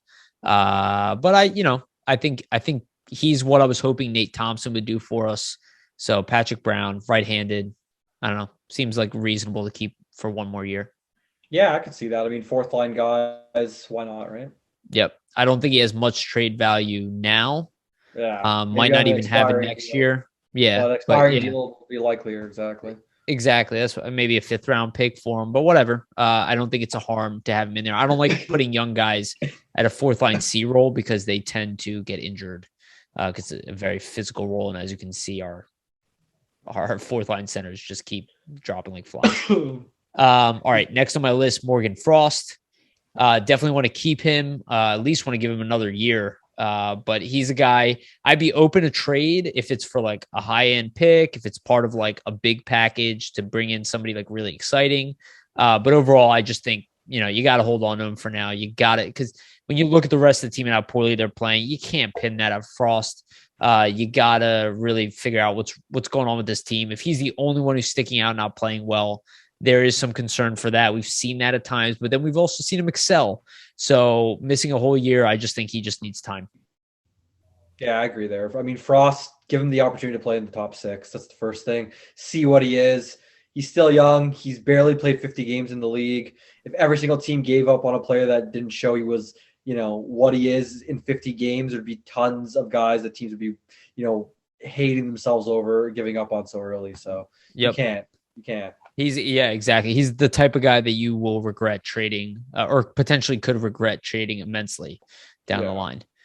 Even look like a guy like Mangiapane, who nobody gave a fuck about that guy, and now he's gonna be one of the most valuable free agents in the offseason. Exactly. Okay, Zach McEwen next to my list. For me, it's a re-sign. It's a very cheap signing. He's just we need guys who are really physical, who will drop the gloves and can play. He's a prototypical fourth liner. Yep. why wouldn't you want a guy like him? Gives the effort Exactly. every night, might score a little bit, brings the hitting prowess, can Yeah. fight, be your tough guy, and still play. So Yeah. And he's going to cost you probably the NHL minimum, like exactly, 800K, something like that, maybe 900K. no brainer. Yeah, a guy you can hide in the minors if you ever have to, but I just think he's a good one. All right, next one, Jerry Mayhew, man of the hour. Honestly, everything I've seen from him and just the fact he's excelled in the AHL, I want him in the AHL. Obviously, an emergency call up, he can definitely do it. I would say he's a keeper at this point. Yeah, I like Mayhew. He's showing that. I mean, if he's given the opportunity, he can play at this level. Good So why skater. wouldn't you want to keep a guy like that who, if somebody does get hurt, you can plug him in and he's going to give you the effort and he can create some scoring opportunities. We've seen the last 2 games. He's probably been their best forward, which Yeah. speaks to how bad the team is. And if he's a call up on the fourth line, like that's very different than having to play top six. And then all of a sudden he's a scorer for your fourth line on potentially. Yeah, lots of depth. Yeah, it just seems like a really good veteran to have in the AHL. All right, next is Connor Bunaman. My thing is like keep AHL bound, not very strong on it, but in my mind, he's got like 1 year left with the Flyers. Yeah. I think he's an RFA, if I remember correctly. I think he may be. No, he's got 1 year left. 1 year and left. then he's an RFA. So I think he's got 1 year really left. I think potentially he walks and goes somewhere else. I'm the same thing with Bunaman. I mean, whether they keep him or not, I don't think it's really a make or break type of thing. He's a good call up for the fourth line. If you have a center injury potentially, he's played some NHL games. Why not have him for AHL depth? Yep, he just seems like an AHL guy to me. Maybe I think he has NHL potential still, but I just don't see him being more than a fourth line guy. Not be on the fourth line ever. Yeah. So that's kind of where I see him at this point. So not a make or break for me. Next, I have Max Willman. Internal project has progressed ridiculously fast. I'm just curious. I would hold on to him and be like, I'm just curious to see where this guy goes. Like, pretty much. And yeah, I don't think he's gonna get an NHL contract anywhere with another team if he was to leave. I don't know, or he's going to be placed directly on an NHL roster. Right? So I don't think so. Why not keep him? And then you have him. He's played a lot of NHL games this season, so he can play if you need him. So yeah, and honestly, at times he looked really strong. He's only 26 years old, so he's not too old. But he's a guy that I think they just really like, and I don't think he's going anywhere. Me neither. Okay, next on the list, Tanner Luzinski. I mean, obviously, so I'm pretty sure he's an RFA. Let me double check this. Yeah, he's an RFA. I'd re-sign him. Injury concerns, but the upside is there. Just like Allison, you got to go for it. Assuming that he's healthy, he probably should be playing for the Flyers this year. So yeah, the injury troubles kind of screwed him, and I have the same belief of when we get to my list. I mean, I would keep him as well. Why not? He's a young guy. He could end up being a steal for a fourth line, player for you. Yeah, could be even more if he can get his injury shit together. All right, next is Isaac Ratcliff. Mentioned him earlier.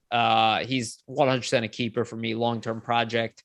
I'd like to get him up in the NHL. That's what I was saying prior to this. Now he's been called up. So Isaac Ratcliff, 100% keeper. Yeah. All right. Let's move on to Maxim Sushko. Keep for now, but I suspect that he will go to Europe.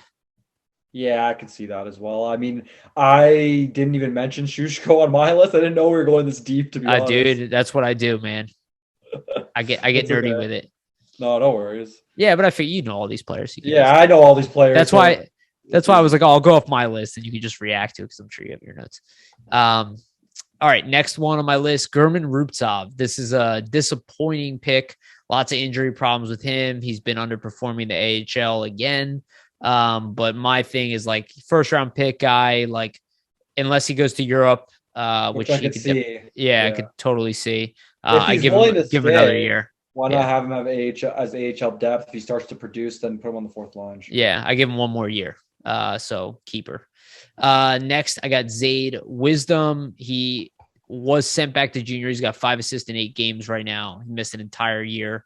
I just have duh written next to it. So it's like, yeah, if he can play for the Phantoms next year, you keep him with the Phantoms. Maybe he'll even be in the NHL quicker than we Maybe a all. Simmons light. That's what he kind of reminds me of. That's Like what we're hoping for. style. Oh yeah. Yeah. Next, Ali Lishkill. I'm thinking bring him over to the AHL. He was already signed to a deal. Doing well in Sweden. So Yeah, and I suspect that he's coming over here next year. Honestly. All right, and I assume you agree. Put him in yeah, the AHL. Okay. yeah. Elliot Denoyer, AHL bound next year. Future NHLer. I mean, without a doubt, I want to hold on to him in the AHL and let him even try out for the Flyers next year.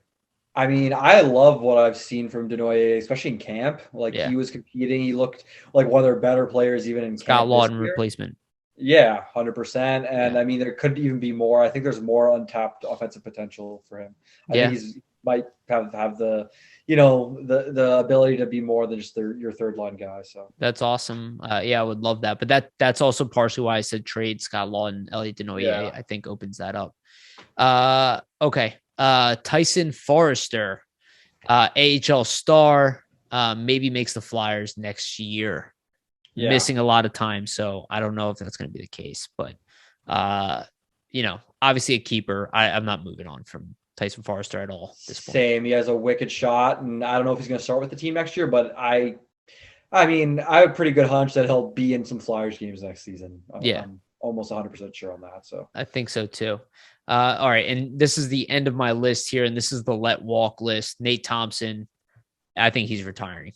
Personally, he's 37 years old, missing the entire season. yeah, I would imagine he's done. Yeah, agreed. yeah, 100%. Okay. Then I have Linus Sandin. I think he's going back to Europe. Yeah, he never really got his opportunity here. What's he going to stay in the AHL when he can, make a lot more money and be home? Yeah. So, yep. I think Linus Sandin is going bye-bye. And then Ryan Fitzgerald, who's been injured. I just think we're, keep the contract spot and just. Yeah, there's tons of other guys goodbye. that can play in the AHL in the organization. So. Yep. So goodbye, Ryan Fitzgerald. All right, let's move on to D. So my trade now, Justin Braun. I think this one's kind of obvious. He absolutely has value to a playoff team. If I can get a second round pick for him, which I think is definitely possible, considering we trade a second and a third for him. Maybe we'll only get a third, but whatever I can get for him. Maybe they want to re-sign him, but it doesn't really matter. He's a Warrior. He's a typical playoff guy. He's a team I could totally see wanting to bring him on, and get whatever you can for him. Yeah, I agree there. I mean, Braun is a UFA, so obviously you got to move on from him and recoup the assets. And then the second thing is just with the way he plays, he's a guy teams are going to covet and want for a playoff run. Like, so you put Braun in a third pair, that's a solid third pairing. So anybody looking to shore up their D pair, maybe as a suspect third pair, there could be a bidding war there potentially for him. I'm sure they're going to be able to get a second round pick. Yeah. You could get more. Who knows? It's possible. Yeah. I'm always open to be a little disappointed with value, but I do think he is, like, if you get a third even for Justin Braun, yeah, it's pretty good. Because you can leverage those picks for other things as well. I think the Flyers have the upper hand with him though, just because he's been playing like top pair minutes this year. So you could literally say, look at the minutes he can play for you. Oh yeah, they'll be decent even if one of your top guys goes down. Yeah, so and he's physical. He'll block shots.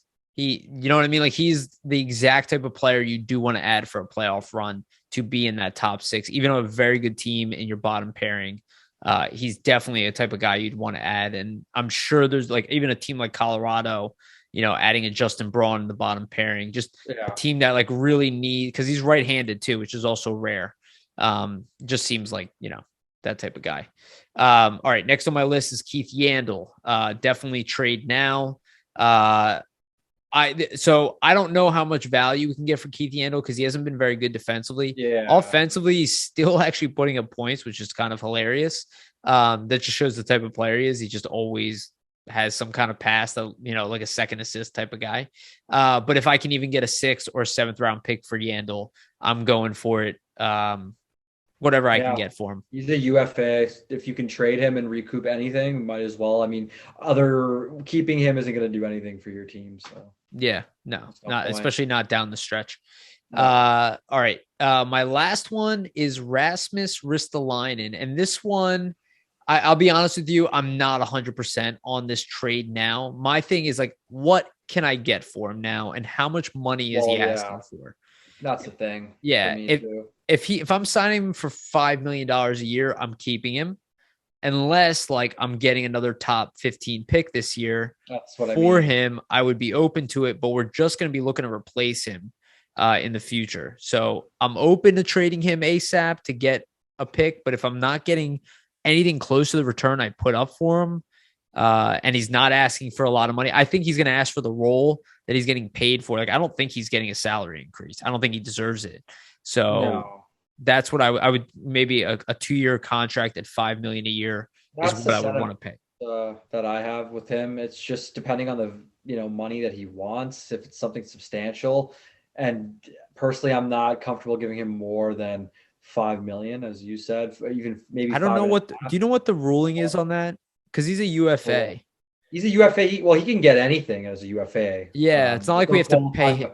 Yeah, there's no like qualifier. Yeah, it's no qualifying offer or anything. He can pretty much get anything. So if he thinks in his mind, oh, I'm going to go to UFA status and I can get more than the $5 million offer me, which why wouldn't he? Because it's not like the Flyers have been that good that he wants to be like, hey, I'll take a hometown discount. I mean, he does seem happy here though, from what he does, but I mean, you gotta look at it realistically. Like he's been on losers his whole fucking career. Like he's probably, I could see him wanting to be like, hey, I want to go to a team that like isn't rebuilding. So like if you can get rid of him and get a first rounder back, go and do that. You read my mind exactly. Like I don't think it'll be easy to replace him, which is why I hesitate. But if I can get a first round pick for him again, a top 15 pick, I'm into it. In this draft, yeah.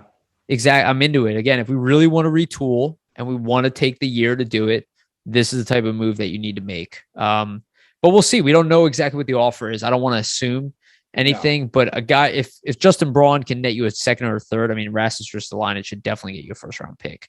And if not, then you hold on to him unless he's asking for a stupid amount of money. We know GMs were interested. There was apparently a bidding war for him this offseason. And I imagine there still would be. Yeah. Yeah. We'll be interested.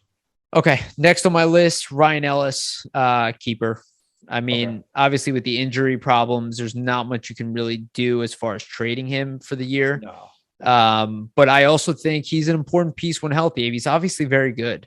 So I think he's a key part of, again, he's going to be the oldest defenseman on my team. So he's a keeper for me. I'm in the same exact boat as you. Even if you want to trade him, no one's going to take him with the injury history and the contract, I don't think. And I mean, with the way the team's defense has been, do you really want to subtract a player like him from the defense? Like if he's healthy, he's going to help tremendously. Obviously, that's an if, but he'll get there eventually. Like he's not going to just be injured every single season for this team for this long of a period of time. I just can't see that. And if it is, then he's LTIR every year. And regardless, we have the cap space. So. Yeah, pretty much. Not a big deal there. Yeah. But I don't think that'll be the case either. I think most likely he's going to be shut down for the year, and we'll worry about it next year. All right, next on my list, Ivan Provorov. He's the backbone of my defense. He's still playing 25 minutes a night. I'm hoping Ryan Ellis can play with him. If not, then I'm bringing in another top right winger and or right D. That's also why I'm open to getting rid of Ristolainen. I have no interest in moving on from Provorov. I know he hasn't been perfect. He's still pretty young. He's going to be coming into his own, and without him, this defense is atrocious. So I don't even think it's an option. Unless you're getting like an elite franchise player back, I'm not moving my best defenseman. I'm the exact same boat. You probably knew that. With Provorov, if you trade him, all you're going to be doing is looking to replace him. Yeah. So there's really no point in my mind.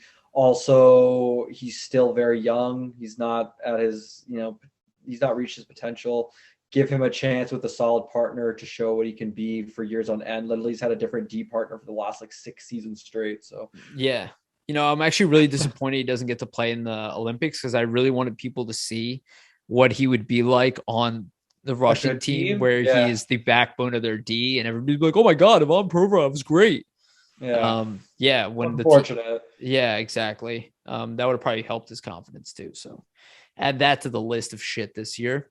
All right. Next on my list, Travis Sanheim. Open to trading him in a blockbuster deal. I'm not really interested in trading him. I don't agree that he's a number 5 in the NHL. I think he has struggled at times, but like the whole team has just struggled. So I'm looking to fix that before I fix individually Travis Sanheim. I am open to trading him. Like I brought this up last year. I would have traded him for Seth Jones, but I'm also not trading what people wanted for Seth Jones. That was fucking retarded, and we see that today.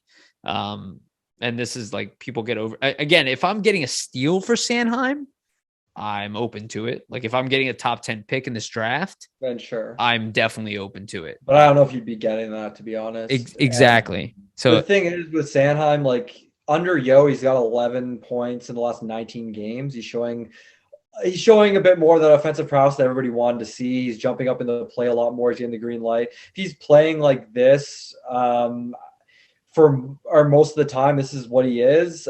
Like I personally think he has the room to grow and get better with a consistent partner. Maybe this is what he is. He's a good number 3, number 4 defenseman. Why would you get rid of him? He's young. Defensemen usually play, at a pretty high level around 33, 34 in this league. You should keep him. He's going to be, by the time the team is good again, he will be young enough to be around and be a factor. Why get rid of him when you don't have to? You're just going to have to replace him, just like you would have to do with Provorov, right? Exactly. And they're not old enough. Like if they're still here at 28, 29, great. That's what you need. And hopefully you find another elite young defenseman outside of York to play with them. And then that's the type of mix you want. You know, like you have Eric Johnson with Colorado. Like you need these veteran guys and the guys who are experienced to play with the young players you're bringing in. These are the type of guys you do want to keep. Exactly. Okay. Next on my list is Cam York.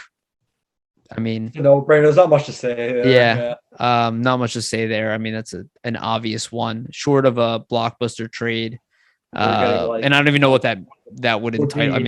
We need more Cam York. So then next on my list is Yegor Zamula. I think he's a keeper. Could you package him the way you did Phil Myers? Yeah, but I think he's just, you let him develop and hopefully he can make the NHL next year. You could say the team's defense is a weakness, so why trade from D unless it's really like somebody that is a UFA or somebody that is really underperformed and they're not going to get any better. Yeah. Zamula has all the potential in the world. Can't give up on him. So. Yeah. He's got a lot of potential still. Definitely could be a number 4 defenseman in this NHL. But he was always going to take some time. He's still super thin, so he's going to need gonna bulk up. So next on my list, this is a weird one. Sam Morin. He is nothing but injuries. If you assuming he's healthy, I would like him in the AHL as like a big mean dude who can get called up to be that big mean dude. But I don't know if he's going to be re-signed here. I honestly just thought I saw rumblings that maybe his career could potentially be over after this. So I would not be shocked. I didn't include him, but just for that reason. But my thoughts with Morin is if he can play and is healthy, I'm fine with him as a 7th defenseman. He's big, he's mean. But he's missed so much time at this point. I don't think it's going to happen. Who knows? Yeah. All right. Next on the list, not exciting Zach Cooper. I don't know. He's an interesting younger guy. I'm just interested. I would keep him for now. Yeah, pretty much prospect. Why not keep a prospect? Let him develop in the A, see what he could become. Free prospect. Next on the list, Wyatt Wiley. Definitely a keeper. Probably is going to come on his own a little bit later. Most likely it will be backbone for the Phantoms maybe next year, following year. Long-term project, NHL upside, number 6 defenseman type of guy. I would hold on to him unless I can win a trade. Same thing. Like if he's, asked to be a throw-in in a trade for, let's say, a really good player, and that's what they want as throw-in to make it go through, then go ahead. But if not, you need guys to play in the AHL who can get called up and still potentially have the ability to play. So why not? Yep. Agreed. Next is Mason Millman. This guy was just brought into the AHL way too early. I still don't understand why they brought him in at 19 and kept him. They don't play him enough. He was developing really nicely in juniors. So with him, it's just like he's just going to be in the system for a while. Yeah, keep him, let him play, see what happens, basically. Yeah, he's like a poor man's Sanheim, so I would just hold on to him and see if he can find his way into the NHL. He had upside for it. So next is Linus Hogberg. I say one more year for Hogberg. I think he still has some like upside to be like a top AHL guy, but I could see him going to Europe, like leaving. Yeah, for Hogberg, I could see him leaving. I guess it really all depends on the AHL minutes that he gets, but Yeah. I also think he could be a good bottom pairing guy for the Flyers in the future too. So there's options. Exactly. Yeah, I'm like a 50-50 with him. Depends how he develops. He's still pretty young. I think he's 23, if I remember. Yeah, he's 23 years old. So yeah, so there's lots of time. Yeah. Next is, and last, well, I guess almost last, Glenn Denning. Obviously a veteran guy. Yeah, but he's been doing really well for the Phantoms, and they're like really I haven't kept up with his season, but he just keeps putting up points now. Like he struggled in the beginning, and then now he's like the backbone of their D offensively. Nice. So my mind, I'm like, that's the type of guy I just want to keep for a couple of years down there playing with. Yeah, he's good guys. To mentor the young guys. Yeah, right? If I can upgrade him, I will. But I don't know what kind of upgrade you really get as a AHL guy. And then I have two here for the let walk. Nick Seeler, solid vet, but will not be needed long term. Yeah, I guess you agree. Yeah, I have him, like, trade him if you can. I mean, I don't know if you can. You know what? That's a good point, actually. I guess I didn't really think of it as much trade value, so I didn't even put him as a trade. But if you could trade him, trade him. I expect him to just walk, though, in the offseason. I hear that. And then I'm assuming for goalies, you have, like, Hart. Well, I still have Kevin Connectny on here. Oh, okay. I was going to say the same thing with him. Trade him if you can. Yeah, trade him if you can. I don't think so. I think most likely he's going to walk, even though I think he's done much better than Nick Seeler. Yeah. So then for goalies, I have trade now, Martin Jones. Same. I mean, get whatever you can for him. He actually has done a good job here. I think there might actually be good value for him. Maybe a third. Think so too. Yeah, maybe a second round pick even if teams are desperate. I think too, with the way he's played, he's probably not going to come back as a backup. I think he's going to try to go to a team that isn't that great and maybe try to be a starter again next season. Yeah, potentially. You might as well trade him and see what I just think a team that's like making a playoff run that maybe only has like one goalie that they're that confident in, or has like an injury that sneaks up on them. Yeah, maybe Edmonton. I don't know if they're going to be playoff bound, which is my thing, but like I can see the Leafs going for him because I know Mrazek's always injured. Exactly, you nailed it. It's like the Leafs could want him for maybe a third round pick. I think that would be a win. And then we listed the other guys, and these are all keepers. I don't really have anybody here that we should get rid of. Carter Hart. I wrote, if you want to trade him, you're a joke. Trade him, it better be McDavid. Did you see that there are Carter Hart trade rumors going on? Why? I was gonna send it to you on Facebook. It's like Let's Go Flyers or whatever wrote about it, and to their point, they were going off a comment that Elliot Friedman made, but that is a fucking joke. What was the comment? That like they're taking call, like the teams are calling for Carter Hart. Call all you fucking want.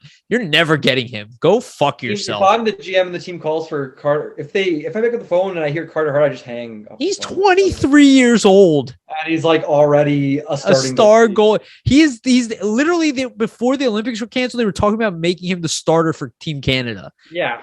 What the fuck are people talking about? No, they're crazy. There's no way I'm trading him. I'm assuming Sandstrom, Fedotov, Ursan, Ustimenko are all keeps because like their goalie prospects. Until they're 25, they need the time in the A to become who they're going to become. So yeah, and I had said convince Fedotov to come over. Ursan, I think, is a future NHL guy. I think Sandstrom is proving that he has potential to be that as well. Ustimenko could definitely be that in the future. I think, like we were saying in the beginning, that's one position that the Flyers are not in trouble with when it comes to young. Yeah, they got some great goalie prospects. Okay, so that was interesting. There's a couple that we're not aligning on, so we'll go through mine. I think since we went through like every one and kind of dissected on yours, we could just go like a rapid fire. Yeah, go ahead. Okay, so I don't have it set up exactly like you, but I'm just gonna. So this is who I'm saying to go. I don't want back after this season. Okay, it's a mix of forwards and defensemen. So Ristolainen is gone. In my mind, in my fake GM world, I traded him for a first round pick, and I'm all for it if we can do it. Yeah, Giroux's gone. I'm not, and the reason why is I would like to bring him back, but he isn't wanting to come back because he never won anything, so he wants to go win. Okay. So let him win. JVR's gone. Get rid of him for any way you can. You have to eat salary. Bye JVR, because we need the salary to do other things with the roster, which makes sense. Connectny's gone. Oh. And I'm trading him for Kevin Fiala. Oh, okay. Well, that would be a trade I would be interested in. And the reason why would Fiala be available? Well, there was rumors that early in the season that Minnesota wanted to trade him, actually, and they were willing to trade him. My thing with him is he's an RFA. They're with the buyouts to Suter and Parise. They're going to have like $11 million from their buyouts to get the cap next season. They're not going to have the cap to re-sign him. So I said trade Connectny for Fiala. And the thing is, not that I hate Connectny and I think he's bad. It's just like you probably might need to change his scenery just with everything's going on. Fiala's a similar guy. He just got picked a year before him. He's young like Connectny. He has a problems though, right? Yeah, he has a little bit of injury problems, so you might be able to get him on the cheap. I honestly think with TK, you're gonna have to throw in like a second rounder probably to get Fiala maybe. Oh, I wouldn't do that. You wouldn't do it? I would. I like Fiala a lot. I'm biased. I think he's great. Like I watched a lot of Minnesota. But just in his career, let me read off some of the stats. Like he's got 23 goals twice, 20 goals last year in 50 games. He's got 11 this year. I mean, him and Connectny are very similar. That's the problem. 24 goals, 11 last year, and he's got 7 this year. Well, 11 last year, or 11 this year, 20 last year, I think. For Fiala or for Fiala? Oh, you're talking about Connectny. Okay, yeah, sorry. Connectny. Okay, yeah. So that's the thing. So I think they're similar players. Fiala is definitely more of a shoot first guy than a playmaker. So that plays. Okay. So I would do Fiala for Connectny, and then you're probably going to be able to sign Fiala for around the same Connectny's making. So it's not a loss in salary. It's more just like change things up. Why not? The team's been losing, and you're not really losing much in terms of like talent. So okay, yeah, I don't think that's a terrible move. I see it as being a possible thing, but for me, the upgrade is just not enough for me. Yeah. For and especially I don't want to give up a second. Well, yeah, I don't know if I'm just spitballing, but I had Fiala or Brock Besser. Signed. Yeah, I had Fiala or Brock Besser, who's also RFA. Brock Besser, you got me on the Brock Besser one. Yeah, those are my two that you could trade for. And my thing with that is Besser's never scored more than 29 goals in a year. So everybody kind of thinks he's like this great goal scorer, but he's never even hit 30 goals. He had 1 year where he was like tearing it up and then got injured, if I remember correctly. Yeah, but still, you could point to never, and that you might have to add definitely to get him. I think you'll have to add. But I think it'd be worth it because he's shoot for. I don't think that's a bad idea, but the only thing is like if we're doing a retooling, should we really be adding? I guess if it's the right player, but if you're trading like Connectny for Besser, let's say, you're not really like adding. It's more of just a swap. So, okay, fair enough. That's my thoughts. And then Yandel's gone. Trade him for anything. I mean, if anybody even wants him at this point. Mm-hmm. Justin Braun, trade him. You're going to get a second or a third. It's a no-brainer. Sealer and Connaughton will loop them together, trade them both for anything. Martin Jones, trade him. Broussard, trade him if he's healthy. And then I also said Patrick Brown, if he gets healthy, trade him too because he's a fourth liner. And there's tons of young guys. If we're retooling, get them into the lineup and get them to play next year. Totally. You don't really need a Brown guy. Or Brown in that situation. And then for Giroux's trade, I had us getting Alex Newhook back because I want to be positive. Him or Bowen Byram. Oh yeah, that'd be sick. Him or Bowen Byram.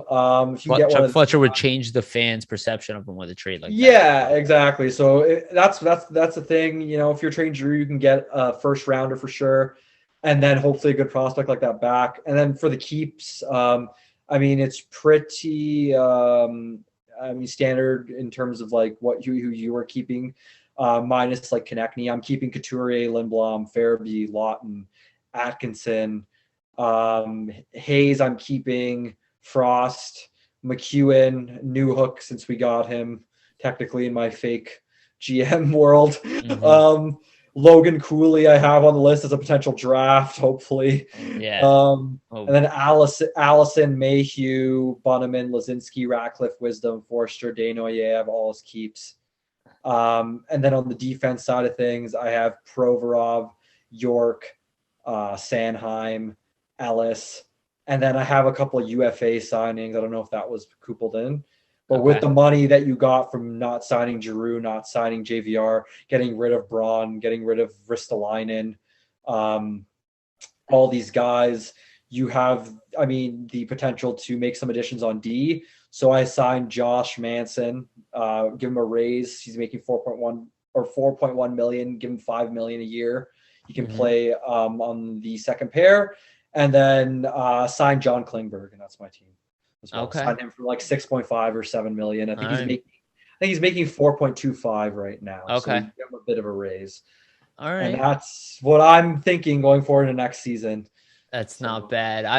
I'm a little too early to go for UFAs right now. Yeah, I hear that. God, yo, honestly, I don't man, getting somebody like Byram and Newhook would be amazing. But like I'm like looking at Bowen Byram's numbers.